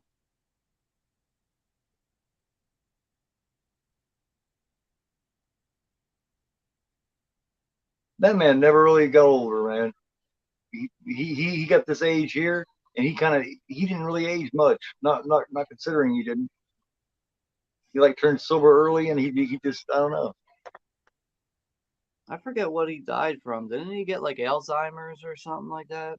Or I don't dementia? remember. Something. I think dementia started affecting him or something like that. I'm not sure. It says there was a story from the horror anthology book series called The Viper that had a paranoid woman who keeps getting calls from someone called the Viper, and she thinks that is a serial killer. Scary stories to tell in the dark. Yeah, I seen that movie, that Del Toro movie. It wasn't nearly what I thought it was going to be a couple years back. That was just some of the stories. But It didn't really hold a light to the actual stories, you know. no, I found it to be watchable, just not really, you know, you're right. didn't just didn't turn out to be that good. They got them.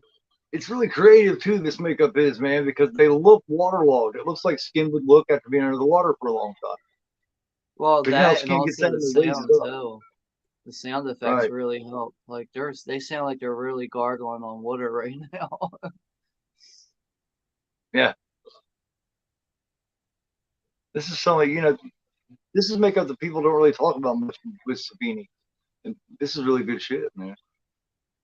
Yeah.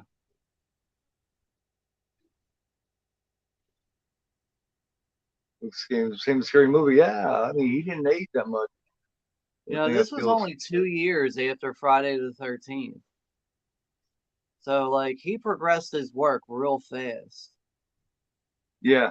Well, Like right between after Friday, Dawn of the Dead. Like after Dawn of the Dead, he had so much more experience at that point. well, yeah, I mean, between, I mean, in 1980, you got Friday the 13th and you got Maniac. And then from there, he did The Burning, The Prowler, and then, he did Yeah. this. So there was a shitload in between from like 80 to here. He's getting picked for every slasher film to come along. People are trying to get him. Actually, it's like lacking new releases. Yeah, I totally agree. They need to stop 4K and everything, and and bring out some new shit that hasn't been released yet. Like I can see films like May be getting a Screen Factory release. May lacks a really good boutique release. There's a few that do really. You know what movie needs a release? You remember that 2016 movie called Hush with the Hmm. deaf girl and there's like a Hmm. killer outside in the woods? I think Yeah, that was like a Netflix movie or something, and that's why it never got like an official release or something like that. But I would really like to own that one. yeah, that's pretty good. Yeah, I could see Strangeland being released by one of them too. That would be a good one, man. Yeah, I could see that happening eventually. Um, I can't remember. Oh, I seen really? one that hadn't been released yet. Um, oh shit, I can't remember what it is, but it's supposed to be coming here soon, and it's one that everybody's been talking about. That needed one, but I can't remember what it was. Surf Ninjas, yeah, that guy movie, Surf Ninjas. I forgot all about that, Fred. Hey, Matthew. Oh, Matthew Benny's here. What's up? What's up, Oh Matthew yeah, Benny? thanks for coming, man. This time, oh hell yeah, good effects. Great effects for now, man.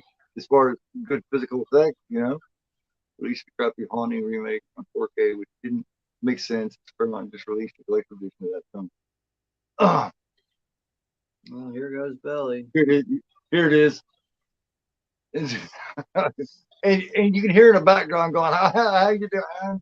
You hear her fucking running her mouth. Way in the background, long before you ever even see her, you can hear her. It's great. She's great. And there she is. You need someone to show you, bro.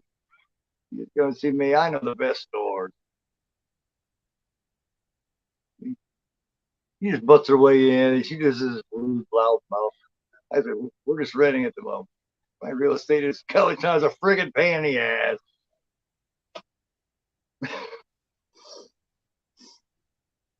Believe me, he needs it.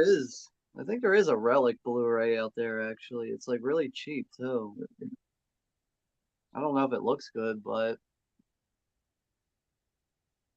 I think if you look on Amazon, the Relic Blu-ray is like 10 or 11 or $12.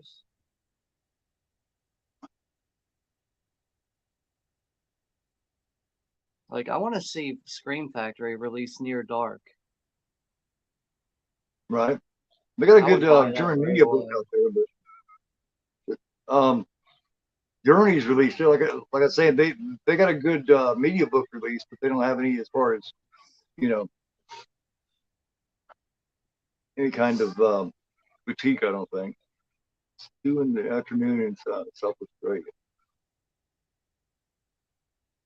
The way just a Whoever smart that ass girl. etiquette crotch is. That's what she Yeah, says. She calls her an etiquette crotch.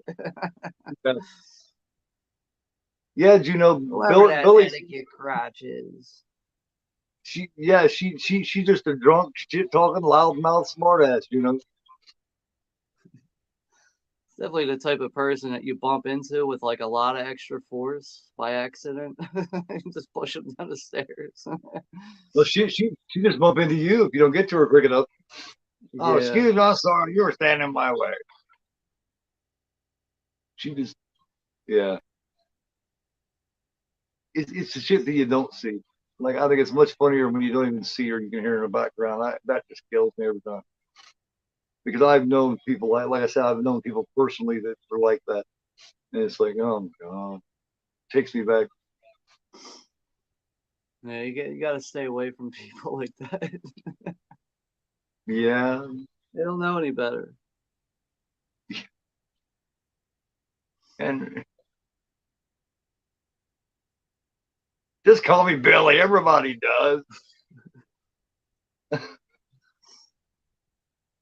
Mayan's like, she's rude. She's Yeah, more than that. she just like She's I say, definitely she just rude and then some. drinks all the time, runs her in. You know what I mean? She's just shitty and drunk and just running her Yo, mouth. I think what's that? Like when they get back to the house, she pours a glass of milk and then she puts brandy in the milk. Like who's drinking that, And man? Nobody trying to drink brandy and milk. yeah, yeah, you know, he has had just all he could take of her. He even fantasizes about shooting her. That was great. And then all Bullseye. people turn and they're like, Bullseye. yeah, they're they're all nodding like, good job, awesome. I think that's Romero's wife who actually says bullseye. I think Yeah, that's his yeah, wife. yeah, that is her. Here it is. I mean, some Yeah. of these so-called academics. Well, ma, make the shark jaws look like a frickin' flipper. It is. Okay, Henry, what's wrong now? Oh, and the guy turns it. I love the one guy turns his head. He's like, Golf clap. it, see, the guy, he's like, Bullseye. and he's like, oh, thank you. All right, yeah. They're all so happy. Bullseye. Hell of a shot.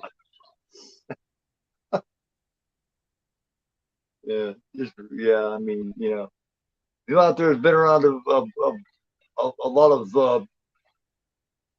the kind of drunk people that can't control themselves, and yeah, she's definitely you got one of them in every group. So they're such a little kid.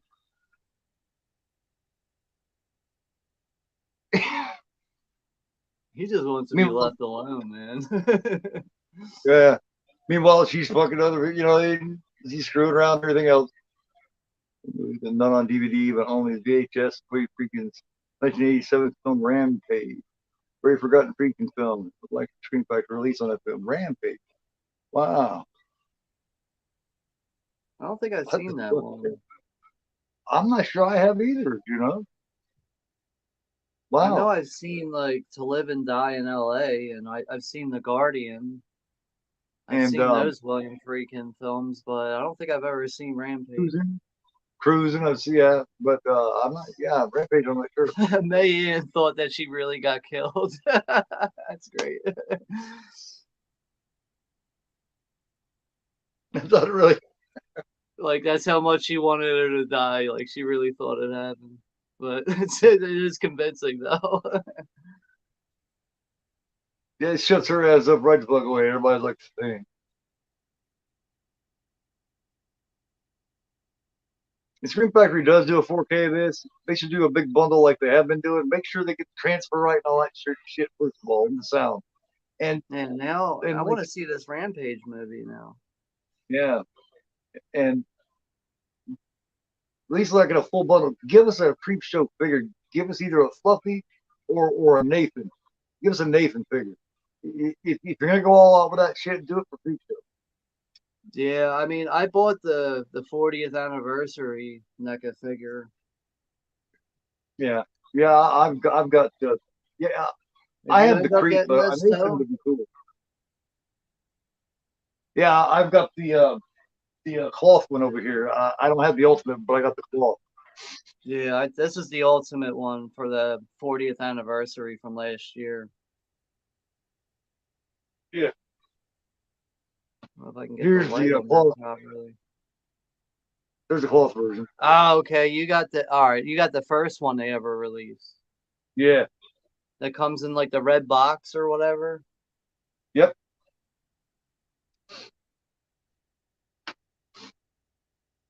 I think it was hilarious. Oh yeah, hell yeah.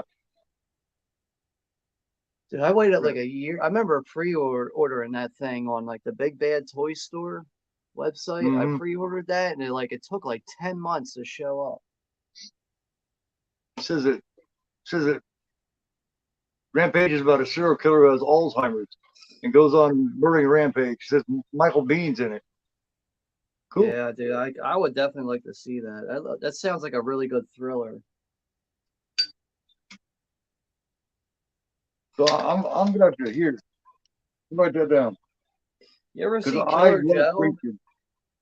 Oh yes. You I ever love see it. Killer Joe with Matthew McConaughey? Yep. Yeah, that one's an interesting one. That's a good show. That is one of his best performances, man. Hell yeah. There you go. Yeah, I had that too. Yeah, that's a good Hell movie. yeah. It's one that's not known of either. A lot of people have never heard of it. Yeah. Oh, the creep I is think his that name, came isn't it? out in like 2014 or something like that. Maybe later than that. Something. As far as I know, the Creep Show guy's named the Creep. 2012. Killer Joe's 2012. Oh, Killer Joe was on TV last night when I went to bed. Yeah, it's as far as I know, that's the only name he has. Creep. Might be something else. I'm just. I know, like there was some scenes in Killer Joe. Like the first time I watched that movie, I was like, "What the fuck is going on in this movie?" Right. Yeah.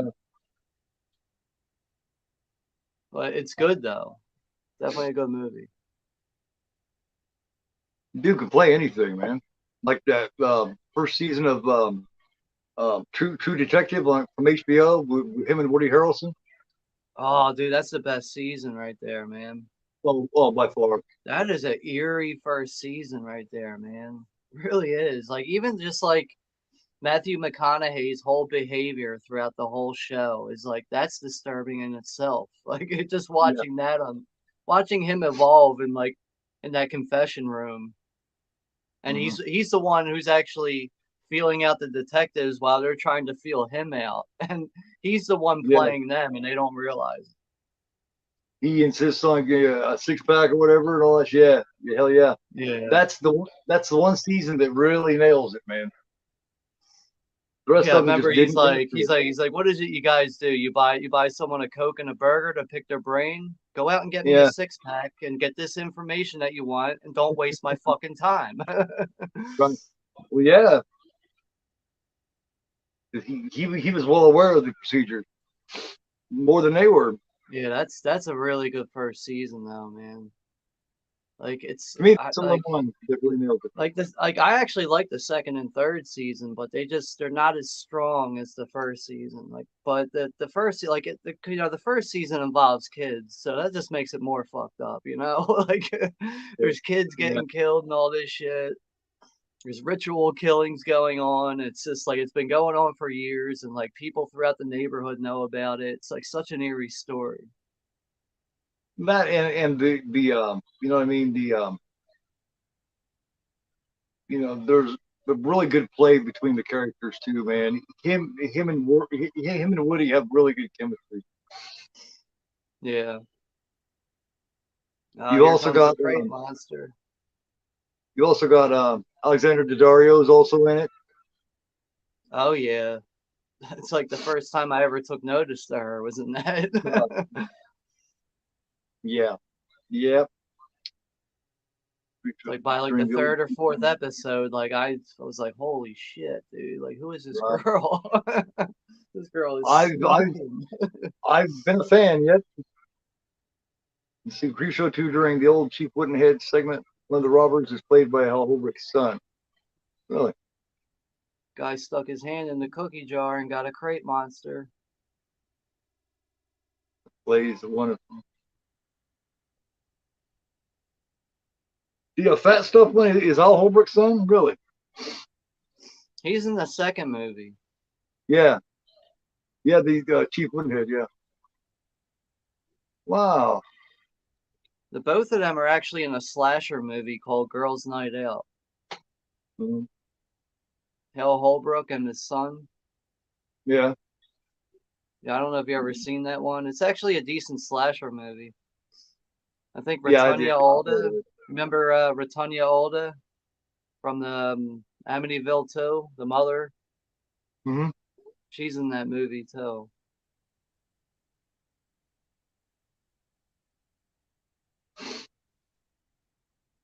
Yeah, this is where the professor can't talk. He just like he can't believe what he just saw. She plays one of the nurses in Rocky 2 also. But yo, if I saw that crate monster, I'd be like, dude, I'm not even talking to you right now. I gotta go home. Like I gotta rethink. Like I gotta rethink my life here and figure out what I just saw. He's been there I for a gotta long ass stop and time talk to too. people. What do you do to get rid of him? They say he's been there since 1834 is when the crate. It's like damn. He's been there a long fucking time. So he's hungry. It just sucked him in. This is when he's losing it, trying to explain what's going on.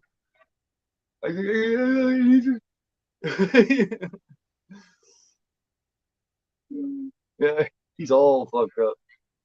No, he's in an episode of Tales from the Dark Side. It's that one episode where Tom Savini made that little like closet monster. Uh huh. I don't know if you remember that episode. It was like from like Yeah, the second, maybe the first or second season, I think it was. yeah, I remember That the episode. professor right here, he's in that episode. He's got like this Hmm. little monster living in the walls of his house, and like he's like friends with it. Yeah, it's been a long time, but I do remember the episode. Like I still think the best episode of that show is the first episode, the Halloween episode. Yeah, I remember seeing that on TV when I was a kid. It freaked me out so much.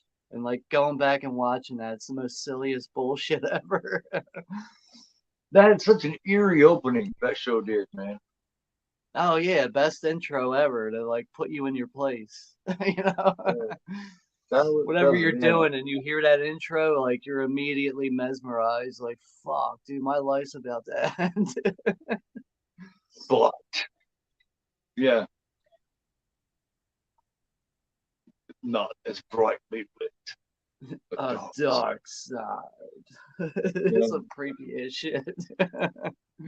One of my favorite episodes was the one with the grandpa that doesn't realize he's dead and his nose and shit's falling off and everything else.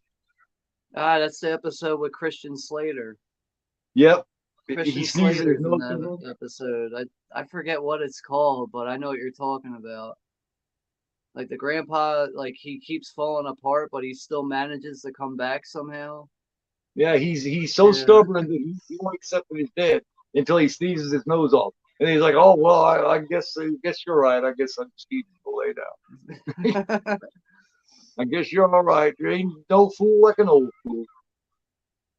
Yeah, like the stories for Tales from the Dark Side were like the most subtle scares that you could ever have. Some of them are really good, and some of them turn out kind of on the goofy side. But some of them hold up. They're Yeah, all entertaining. I still like to watch the very first episode like every fall. Like I have to watch that episode because I remember catching that on TV at a very young age, and The Witch just really petrified me when I was a kid to see that on TV. Yeah, I watched that first episode probably a I think week or it's two called ago. Trick or Treat. I think the first episode is called Trick or Treat. No, well, hang on a second. Should be plugged in here, so I don't lose my But that damn. that definitely was like the most creepiest intro ever. You got that slow piano playing.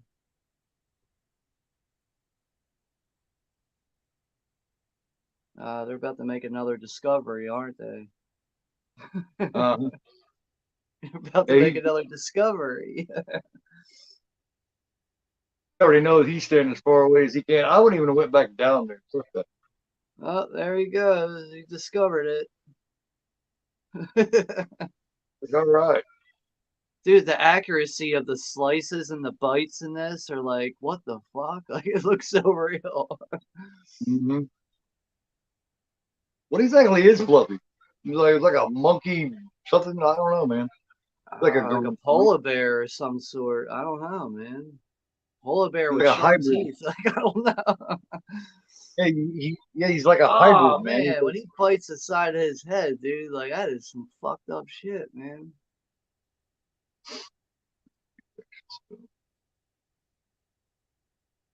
So, I think Tales from the Dark Side might actually be uploaded on YouTube, but it might be available on Tubi. I gotta look that up real quick.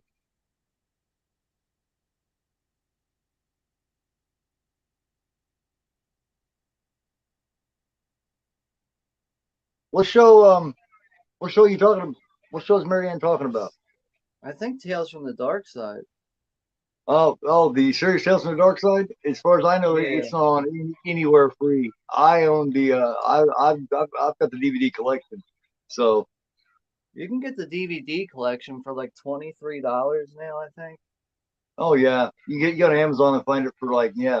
Last time I see it was like 19.99 or some shit.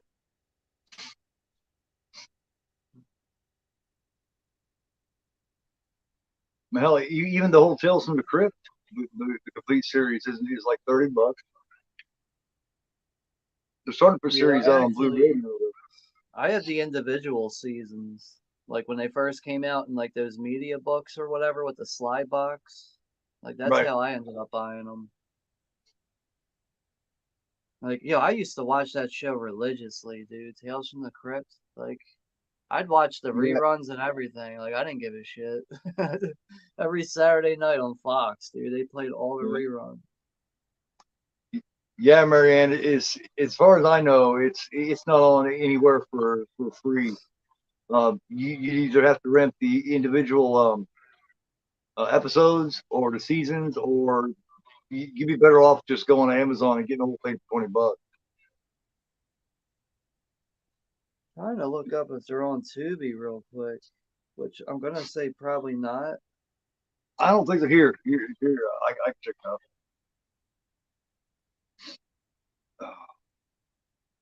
Yeah, I'll look it up. Come on, you slow thing.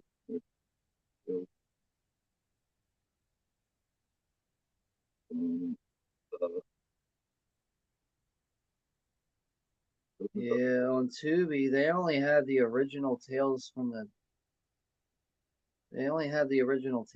Dark Side movie on Tubi. They don't have the show. No, they don't have it anywhere free. You might be able, like, if you type in Tales from the Dark Side on YouTube, like, I know, like, I have seen episodes of Tales from the Dark Look, Side uploaded on YouTube in the past. I just haven't checked that, but I'm going to take a look at that real quick. let's see, streaming. Let me see. Yeah, there is full episodes on YouTube. Is there? Wow. Yeah, here there's the first episode. Right, well, wait a second. All right, these are clips from episodes that I'm finding right now. I'm trying to find full episodes. See, last time I looked, there wasn't. So we never can tell.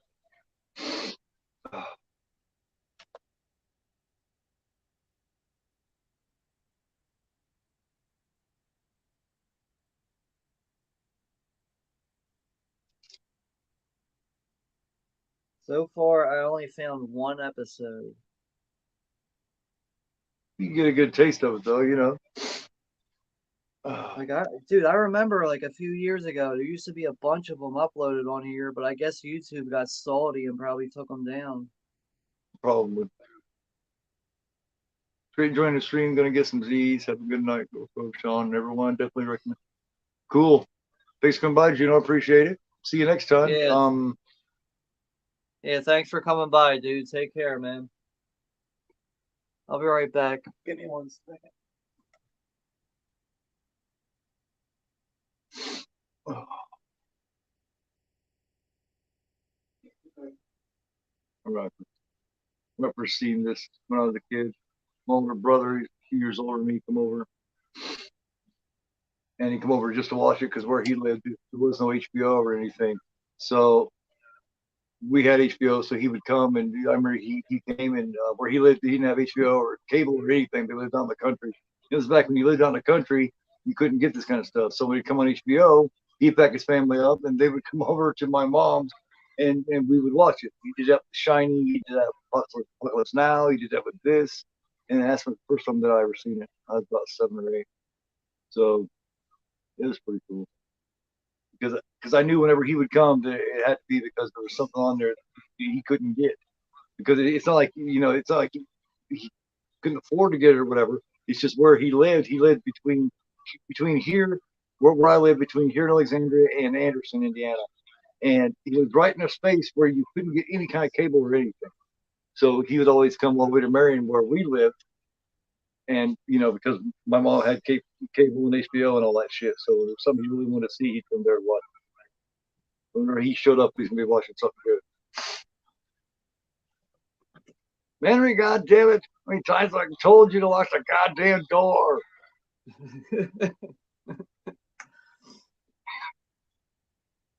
This is great.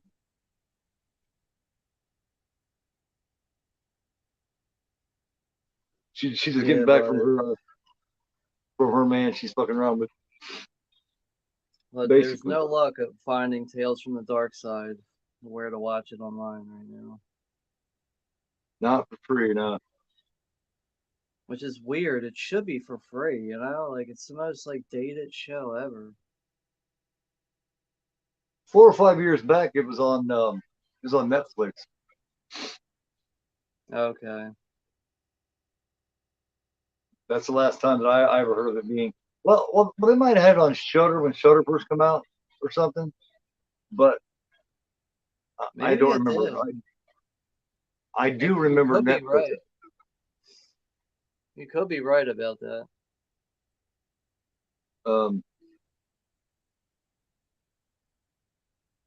yeah, just look it up on either Walmart or Amazon or whatever, Marianne. You'll be able to, like I say, you can find it cheap, and that's for all 5. I believe there's 5 seasons for all 5 seasons. It's 4 actually. Yeah, it's 4 seasons. But yeah, I think you can get all 4 seasons for like $23. which is actually very cheap.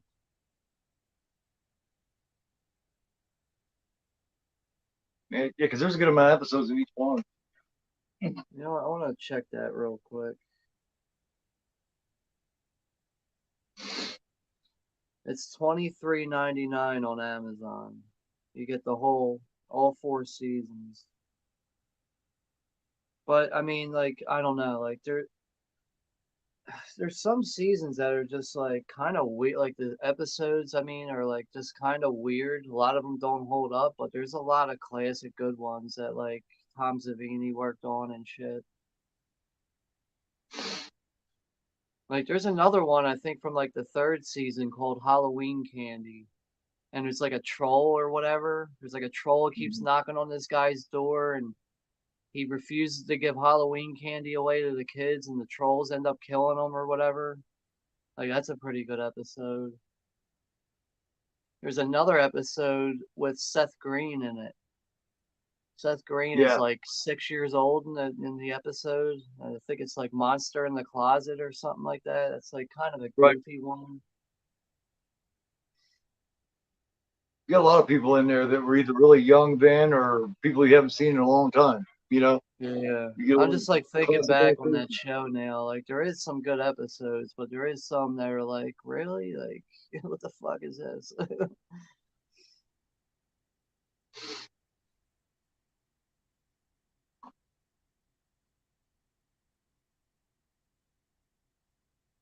He made sure to clean that shit up right.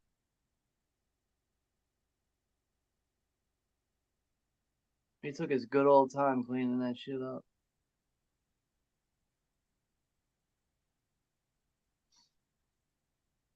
Like he played his chips so well in this, and it's so funny because at the same time he plays chess in this episode. Yeah, it's like he finally seen his opportunity to make her disappear and not have, you know what I mean, Right, like everything's gonna work out for the perfect murder. and not lead back to him. Because otherwise, everybody know exactly where to look. It's like, well, he finally got sick of her, and I'm sure he killed her. You know, they know exactly where to go. I forgot she fucking poured out the the brandy with the milk. She's drinking that shit. Like who the fuck drinks brandy and milk? She come up with her own White Russian, I guess, except for with brandy instead of vodka. No, like I actually I don't mind a white Russian, but not not brandy and milk. Anyway, I watched before when I was younger, only as an adult. Um, Yeah, there's a lot of horror out there to dive into. Like I thought like always like oh you know man, like I when I think I've seen it all, there's like 10 more movies I find. Like what the fuck are these? absolutely, definitely. You're never gonna run out. What film brought you to horror, Marianne? I'm curious. What one made you start wanting to check it out? Because you had to see that one or two films that made you go, oh, all right.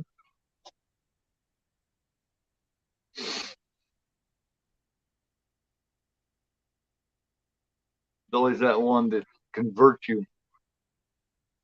For me it was Jaws. That's like the first movie I ever watched where like I felt like actual terror in my life.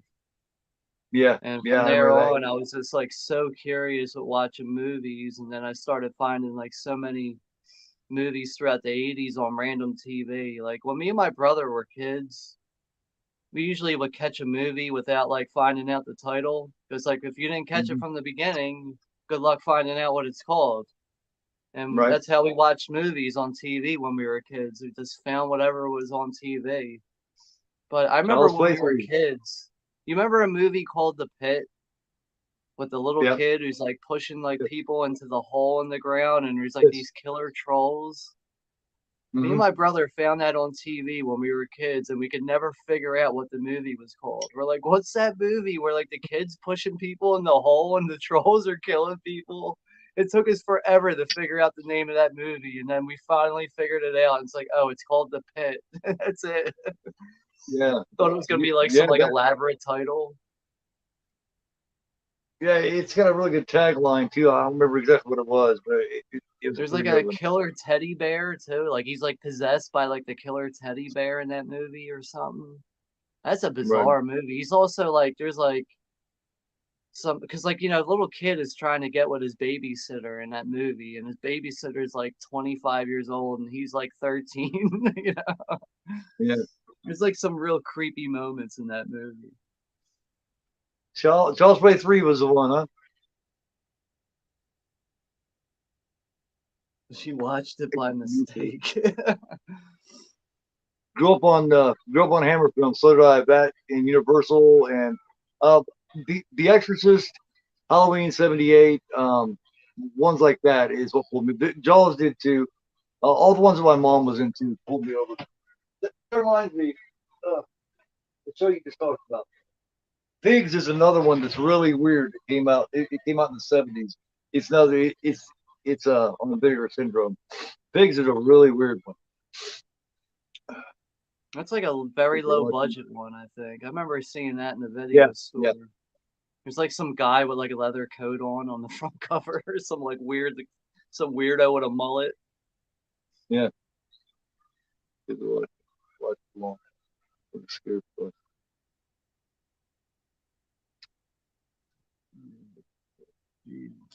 Yeah, He at just told first to you, call you Billy. well, yeah, I mean, at first you don't think Fluffy's gonna snatch her, because she's like, what? And then she starts bitching at him, and she goes, oh, really good, Henry. You fail at this, you fail at that, and then right in the middle he snatches her up. Yeah, Fluffy, like, he reached his limit with hearing her. Yeah, he even got sick of it. It's like he wasn't even hungry anymore, but he's just like, oh man, Like, you gotta shut he's this just like, bitch up, or I'm gonna do it. right. So it kind of toys with you for a minute because the one time that you do want Fluffy to snatch her and shut her fucking ass up like she deserves it, right? It teases you, but thinking it's not going to. Like all of a sudden he died off, or maybe he's full or whatever. So it teases you with saying, oh, so he's not going to kill the one that you want him to kill. Just when he gets you thinking that, snatch. That's classic storytelling. Yeah, it does a good job at catching you off guard. Mm-hmm.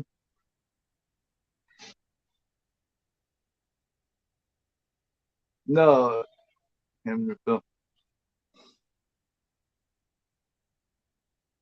no, no, um, no. That's not a hammer, Marianne. You saying are you asking if the Exorcist is a hammer? No. Like, wasn't Hammer like that? Like, they had that like 20-year period where like they were putting out like I don't know, like from like 1960 all the way to through like the 80, I think. That's when like Hammer See, was most popular, I think. I could be wrong about that. well, no, it started about 56 or 58 with the Curse of Frankenstein. That was their first remake of Frankenstein. It had Peter Cushing and Christopher Lee, and then they made the horror of Dracula like a couple of years later. And then Right. throughout the 60s, they were pretty strong, and then through until about the middle 70s, they were pretty good. Well, I mean, they did okay, but they just slowly but surely just went downhill in quality. And by the mid 70s, the quality just wasn't there anymore. But a few years back, like the Lodge that me and my son are going to do, that's a Hammer film. I mean, they're not like they used to be, but they've at least they at least brought the company back. Right. But I'd say about 56 to about I don't know the early 70s was late 60s, early 70s was their best time. They just got sillier and sillier as they went along. It got to where they were just making a film out of everything and anything. That is true. Like I actually have that one movie. It's called The Legend of Seven Golden Vampires. Christopher Yes. Lee and Peter Cushing's in it. It's like a kung fu vampire movie. Like it's Yeah. got some really cool fight sequences, but like the whole concept overall is like the most bizarre shit in the world. That was toward the end of their, yeah, it was definitely toward the end. I think that came out in like 72 or something like that. I could probably tell you. Like I know I have it in my collection somewhere. Like I have like maybe 10, 11, or 12 different Hammer films in my collection. I don't have too many of them. Yeah, it's the Legend of the Seven Golden Vampires, and Yeah, it was 1974. 74. Okay. Yeah, that was a good year for horror, 1974. Yeah, A lot of good movies came out that year. 74, 76, 78. Yeah, 78. You notice, well, if you notice, a lot of films that a lot of films that they make about the 70s take place in 78. Marianne says so. All of these movies you guys watch and talk about, I've never seen or heard of. You will just keep checking them out. We'll tell you the good ones to check out, the ones you should, and then from there, just kind of use your own judgment. I mean, like when I first like really started watching like all types of movies, it was like throughout the 90s, and then like I started deciding on picking up and buying and collecting movies around like '07. And Mm-hmm. that's when I started getting more familiar with like a lot more exploitation movies, like horror films, imported Yes, horror films. And it honestly took me like a good like 4 or 5 years to really get the whole genre under like, my belt and know it. It takes like like quite a while. Like it depends on how much you really want to like dive into it and how much you really want to know about it. Because right. I don't know, I just always end up finding something bizarre that makes me want to Yeah, dive even deeper into finding something even more bizarre. yeah, yeah. It's like I seen so much like from a little kid onto I'd say maybe 10 years ago, and then about 10 years ago I started seeing stuff. It's when I really started getting into the Italian, into the John Roland, Just Franco, and then that's when I just wanted to expand it because I seen all different, like horror has the most subgenres of anything.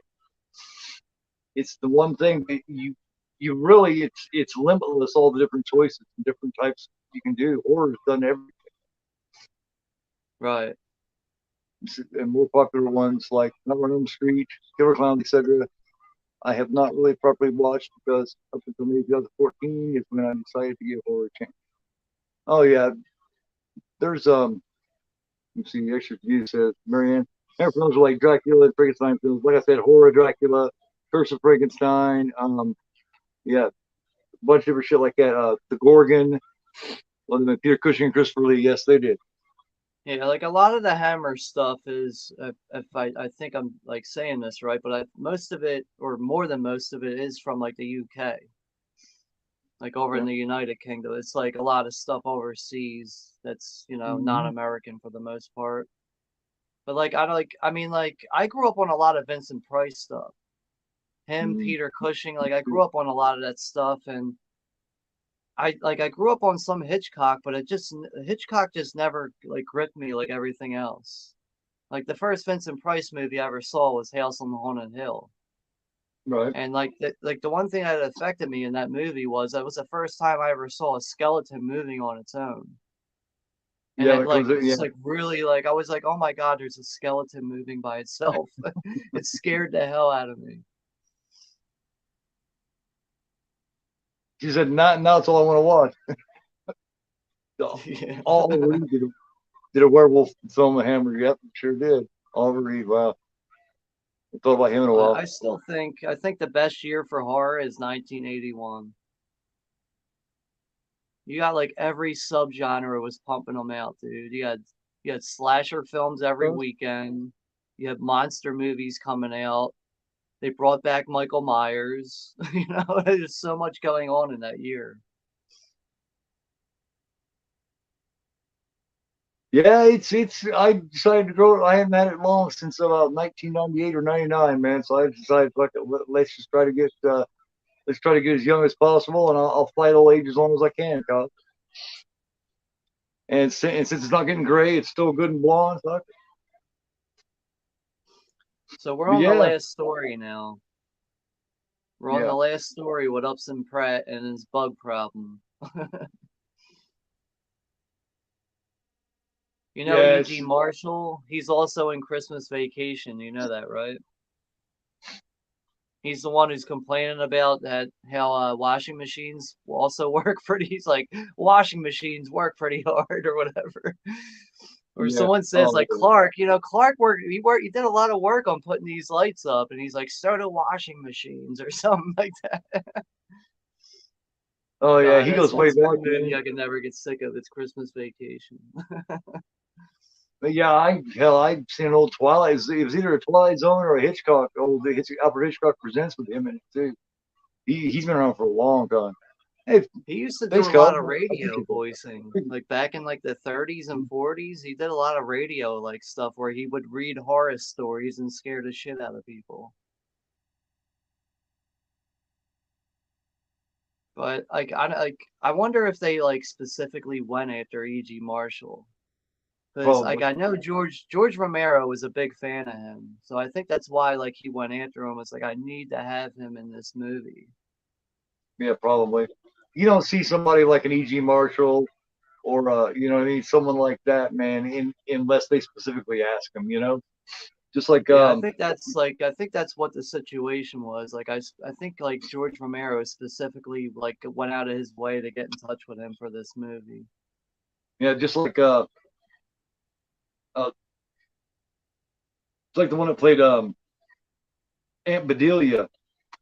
She had to be, you know what I mean? That's Vivica Lindros or Lindros or Yo, something like that. I heard that the girl or whoever played Aunt Bedelia, I heard that she was like, I'm not doing the role unless I can smoke a cigarette.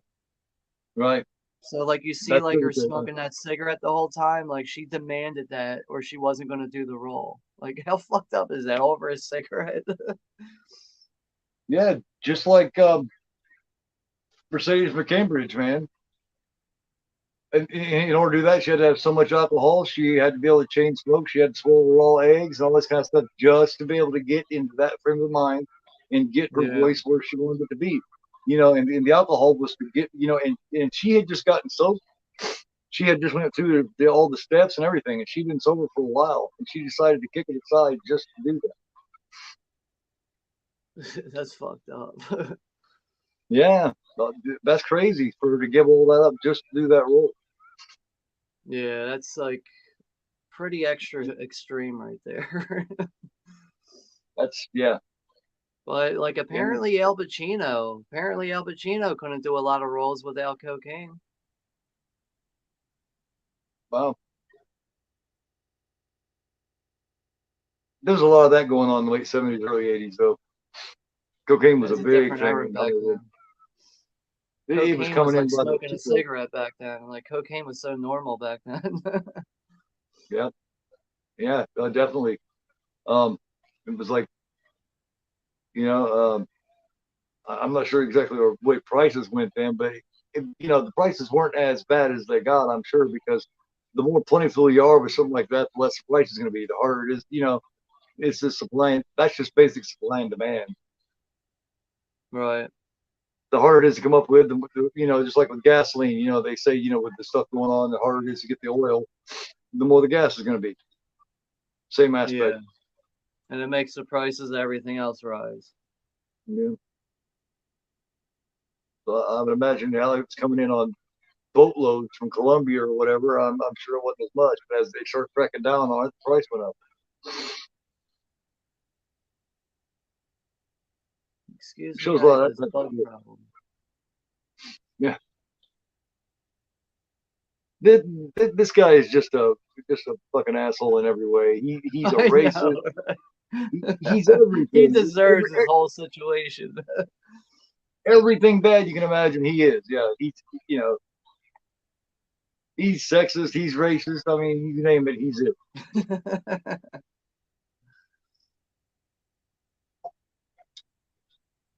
He's a bad fellow. He's lining this. Oh yeah. I think they purposely went out of the way to gross out the viewer as much as possible on this one. Yeah, because like you think about like the bugs getting the cereal and shit, and, like it's all Mhm. it gets in his granola, Yeah, mashing up bugs in your granola. You can't really see the difference. right. I mean, wouldn't be able to eat anything. Ugh. Hey, James, thanks, man. I appreciate it. Thanks for coming by. Like you don't want to eat a granola bar after watching this one. Ooh, no, or anything around that color. Yeah, it's bad. But he deserves this whole situation. He's fucking firing people left and right for nothing. He's just a total scumbag. You got that all together on this? Yes, sir. Yes, sir, Mr. Brad. All he's got is this jukebox, and he's You munching have to on, and watch. right in the middle, and right in the He's middle of like, munching on this. That's he's what he like, you have to noticed. watch them. You have to watch them because they creep up on you. Yep. They creep up on you. After he's had God knows how many spoonfuls of this shit, it's what he noticed. I know, right? He definitely ate like Oh, 5 cockroaches. Like he doesn't even know. oh, yep. Watch them because they creep up on you. They creep up on you. Fucking idiot. Yep. He's noticing. Oh man, I don't know what I would do. Oh, that's rough. Mushed up cockroaches in your granola. Fucking asshole. I wouldn't be able to just sit there and look at it. I would be literally ill. I would be ill. I would. Oh my god. So he's eating roaches. Uh, Okay. I won't tell you that, Marianne. Yeah. Yeah. like, However, let's say, like, if he fixed the bug problem, would he ignore the fact that he was just eating them? well, I mean, Would he what try do to you play do? it off Yeah. like, oh, I didn't eat no bugs? Right. But can you play it off to yourself? That's the question. Oh no, sir, Mr. Pratt, sir. Oh, you're crazy at all. He's not going out his way at all to get that done fast at all. He doesn't give a fuck. He hates this motherfucker. You can't blame him. Like, you People can't like even get yourself, away with dude. saying this shit. You can't even, Right. like, what they're saying right now, you can't even say that in a movie nowadays.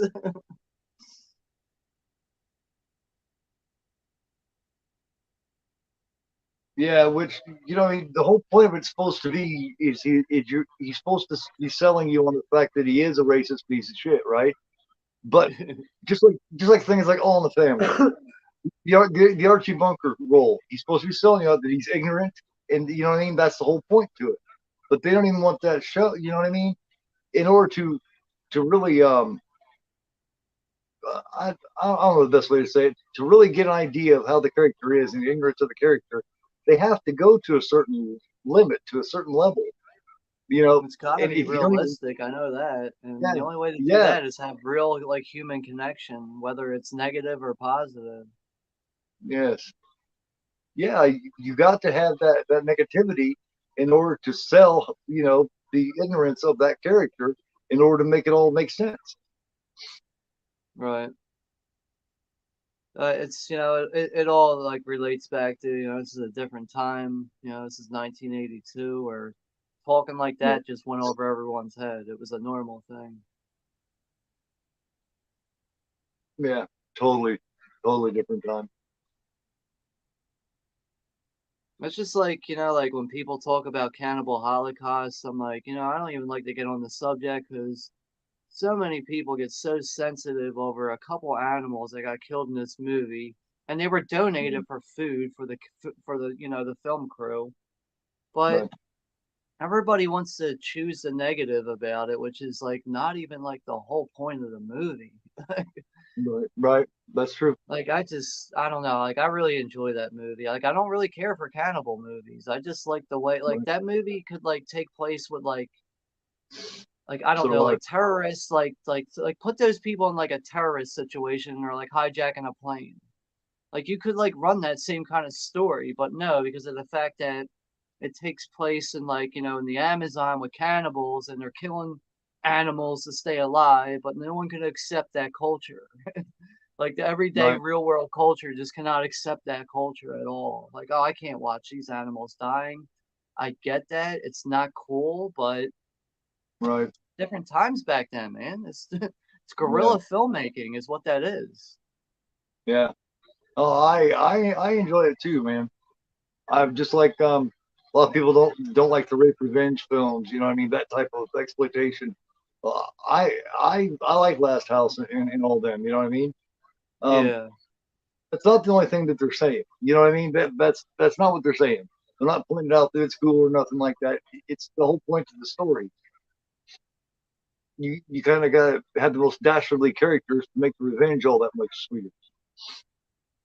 But a lot of people just aren't accepted, like, aren't, or just they're not able to accept these realities that they see in movies. They take it too far Mhm. than what it actually is. Like at Right? the end of the day, like people are just portraying art on a screen is all they're doing, and you're taking it as the most offensive thing in the world when it's not even meant to be like that. Right. Exactly. But Yeah. those people will always be there, and I try to respect people's opinions and their thoughts on things. But sometimes I'm just like, yeah, I gotta back myself out of this. Like you see, like people having like a discussion about like a movie like that, and it's like I can't defend this one. I'm gonna lose this conversation right away. Yeah. Yeah. That's people that's already made up their minds. They've already decided. Yeah, There's you're nothing gonna you can do lose that about that. battle every time. It's just not like Yeah. It's I just don't not know. really working. Like movies like Cannibal Holocaust, I'll try to defend to an extent, and if it's not getting through, I'm gonna back out. Like, all right, I gotta backpedal out this one because it's just not working out. No one's ever gonna get it. Yeah, because usually in that situation, everybody's already made up their own mind. There's nothing you can do about Right. it. Here it is. Yeah, this is like And the all end of the story here. you notice all the graphics that came around him with that shock, like that comic book thing was all made of roaches. Yeah, It was all made of roaches. All that graphic was. that's gotta suck, Um, dude. You know you're not getting out of that room and you're completely engulfed in roaches. mm, they're all just Like hanging out. bugs don't bother me that much, but you have them in a mass like that, and it's like, all right, dude, like that's gross, you know. Nothing you can That's gonna do about bother that. anybody. Like one And cockroach, two cockroach, I can deal with, but a whole bunch of them, fuck that. yeah, be glad that the hard copy media is still available. These streaming services are editing the original films. Yes, yep, they are. They are editing them. Yeah, that's something that I heard before. I heard that Tubi was doing it to a couple of films that are supposed to be uncut, original, that they're editing them and changing some shit in them or some shit, or taking some shit out of the original. It's supposed to be original or rated or whatever. They're changing Yeah, them. that don't surprise me. It's a whole other reason to love physical media and to keep getting it as long as possible. Like, could you imagine streaming Faces of Death? You know, like it'll probably be like super chopped up and cut, dude. You know, Probably, probably, like yeah. look at the For the running longest time. time, The people running don't. time says like 1 hour. You know, it's like cut down to 1 hour. Yeah, That yeah. that wouldn't surprise me though. I remember when I was a kid, or around the adolescent age, people thought that was real. Thought that those were real autopsies or just real accidents and shit happening. They didn't realize that a lot of that was Yeah. being shot. A lot of them are For the longest portrayed time. pretty well. Like there's like a beheading on like a cruise liner or something on like one of those, and like then Yeah, there's like another one where like some guy got caught stealing, and they like roped up his arms in the air and they hacked off both of his hands. Like yeah. it comes off as real. Like like you know someone who's Those not are the familiar times. with film is gonna buy that shit right away. Like oh my god, Or if there's you're a a kid or comic whatever, book. yeah. There's a There's comic book. Serena. They can't get the X-ray glasses. Someone already sent for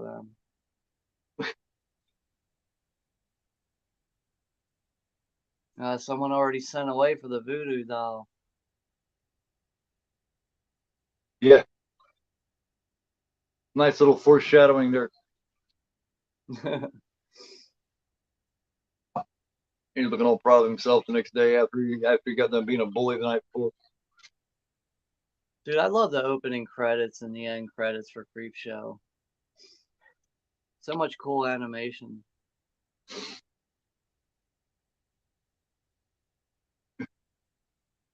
Goddamn stiff neck. You old bear? She called him an old bear. You old bear. His review says, "Can you swing Face of Death?" I don't know. I've never looked for it. I had the first one on Blu-ray, but I don't know if you can stream it or not. I've never tried to look for it. I, it's probably got to be super cut if you're gonna find it streaming. Right. He's so happy.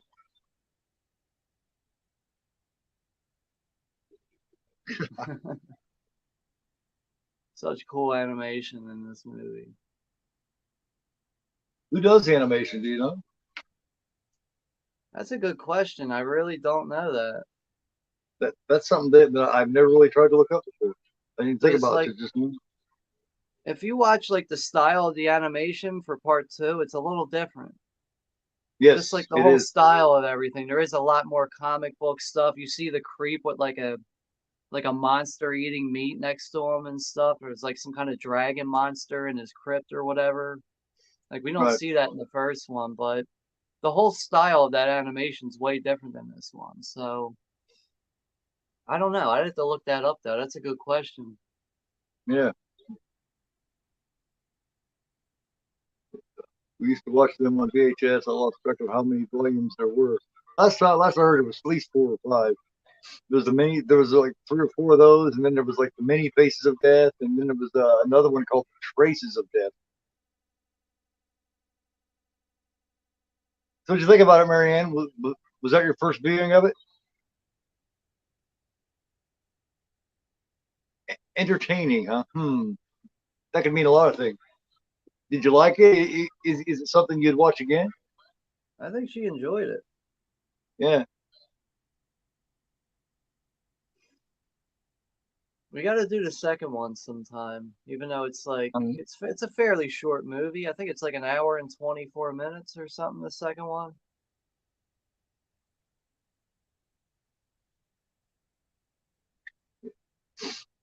Glad you enjoyed it. That's very cool. Liked it, and yes, I would watch again. Awesome. That's very cool. I don't know. Here's going too long. Uh, Creepshow 2 is 89 minutes. All right, so it's just under the 90-minute mark then. Yeah. Damn. So No, if they did the pinfall story, it would be almost 2 hours long. right. So this one they have 5 stories and it's all told in 2 hours.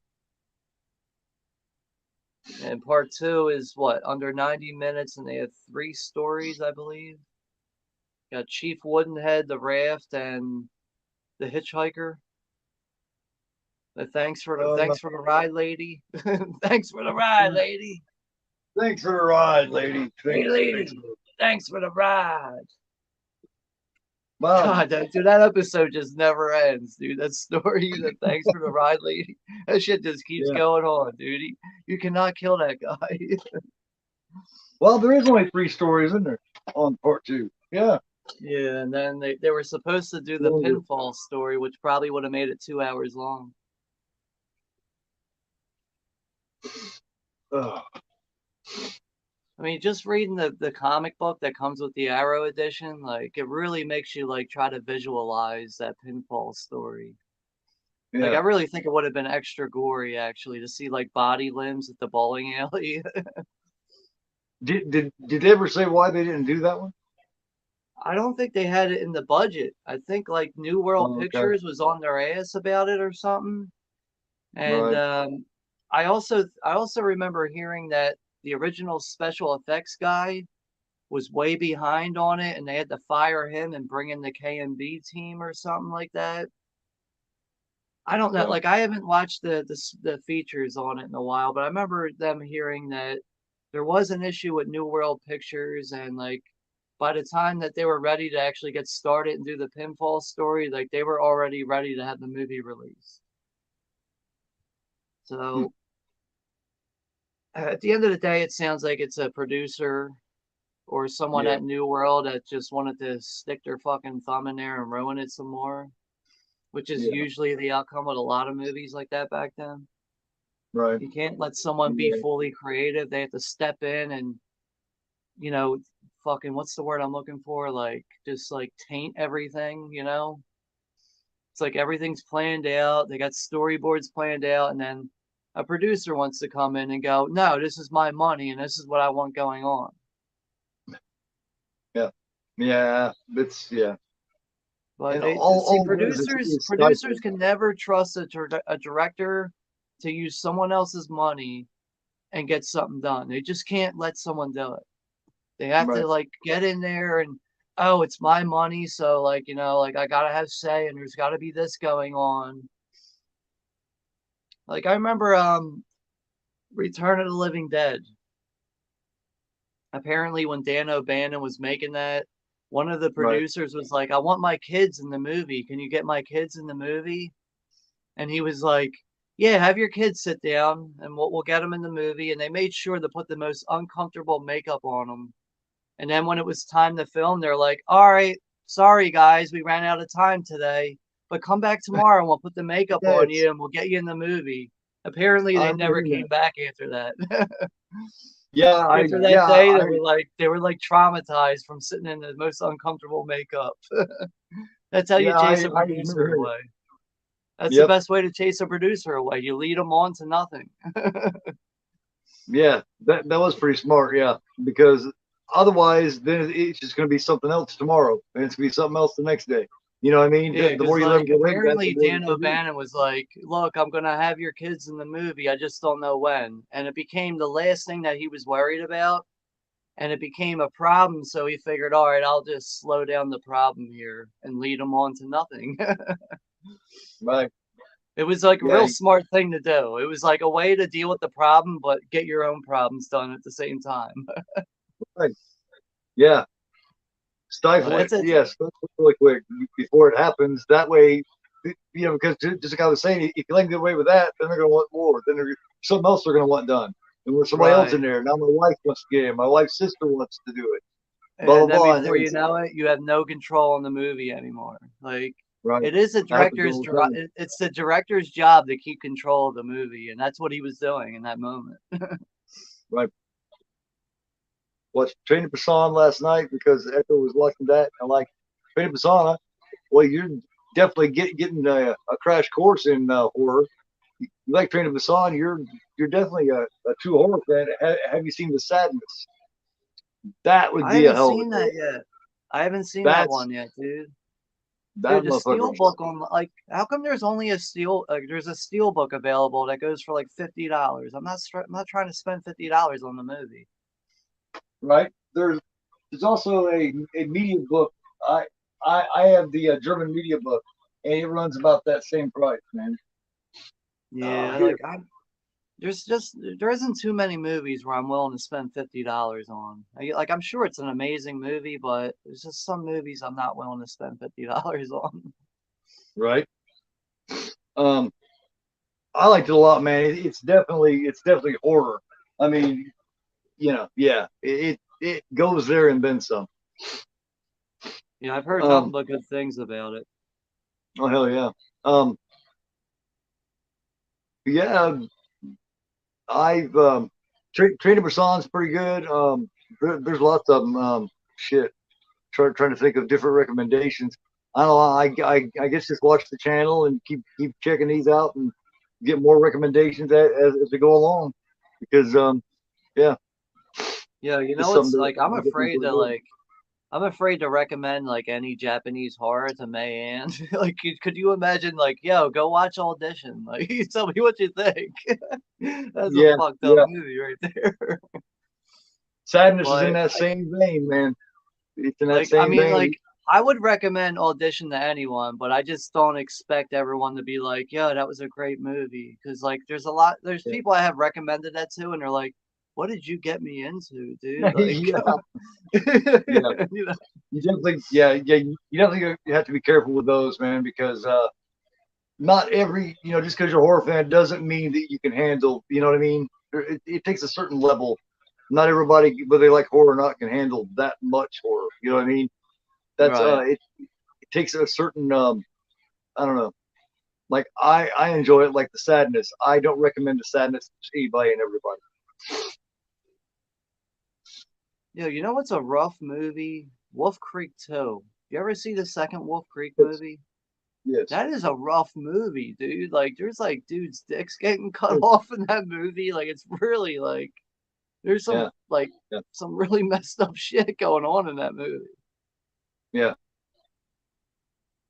Um, But yeah, I don't know about recommending that one. yeah. Audition and all of them are just they're Japanese horror and they're along their revenge line and auditions it's revenge but it's getting revenge against like the wrong people, you know what I mean, against the wrong person Right. type thing. Like what he does, him just searching for a wife and him making a game out of it like he doesn't deserve what happened to him. So Yeah, like that whole like South Korean revenge like subgenre, like I love it, but like you can't recommend that to everyone. There's some like right, really rough torture kills in those movies. yeah, yeah, because that girl is just fucked up and it shows you throughout the whole movie why she's fucked up. But still, this poor guy, like I said, he didn't deserve all that. Yeah, I don't think anybody deserves to die with piano wire. Right. Oh man, yeah. Just That is a rough way to go. I'm glad you're having a good time, Marianne. And I'm glad you found horror, and I'm glad you're enjoying it. So, um, well, I don't know. I guess I'll just get with JT and talk to you. I can't talk to you as easy as I can talk to him, but we'll we'll figure it out about the Italian thing and all that, man. Let me check and see what I'm Yeah. doing and figure all that out, and I'll let you guys know what's going on. Well, just the way I'm looking at it as just just play it by ear. Right, Nothing like nothing. None of it's set in stone. If you can, you can right, make it good. If not, it's not the end of the world. That's the way I see it. right. So, That'll like, work, man. we'll get everything figured out for this week. I That'll mean, work. Yeah, if you can't make it for Monday, maybe we'll get something done with Frankenhooker. If not, there's plenty more days to come. So, that'll work, man. like, I I'm will pretty be in open touch for to the let you week. know. Like, I'm I'm never open pretty open anymore. for the week, so we'll play it by ear and figure out what's going on. All right, man. But Yeah. yeah, thanks for having me on, dude. Like No I problem. feel like, honored that you had me on your show or I mean on No, your no channel, problem. but and you picked one of my favorite movies of all time, which is like that's another thing Yeah. right there. I'm like, damn, he asked me to come on his channel for a watch party for one of my favorite movies. Like I'm not turning this down. Yeah. I'll Well, never turn down CREEPSHOW. that's why I recommended it. Is because when we were doing the Maniac Cup, you guys were talking about it, and you guys seemed like you know what I mean. You really liked it, and I knew I did. It's something I grew up with. And I thought, well, fuck, I'll ask both of them, and it's for as far as saying thanks for having me on Maniac Cup, I'll thank you guys with one that you guys really get into. So that was the whole point behind it. So Yeah, yeah, yeah, this um, worked out perfectly. it's cool, man. I appreciate you coming on. But yeah, I'll be in touch with him, and I'll be talking to you. We always talk one way or the other, and we'll figure it out. Sounds good, man. All right, man.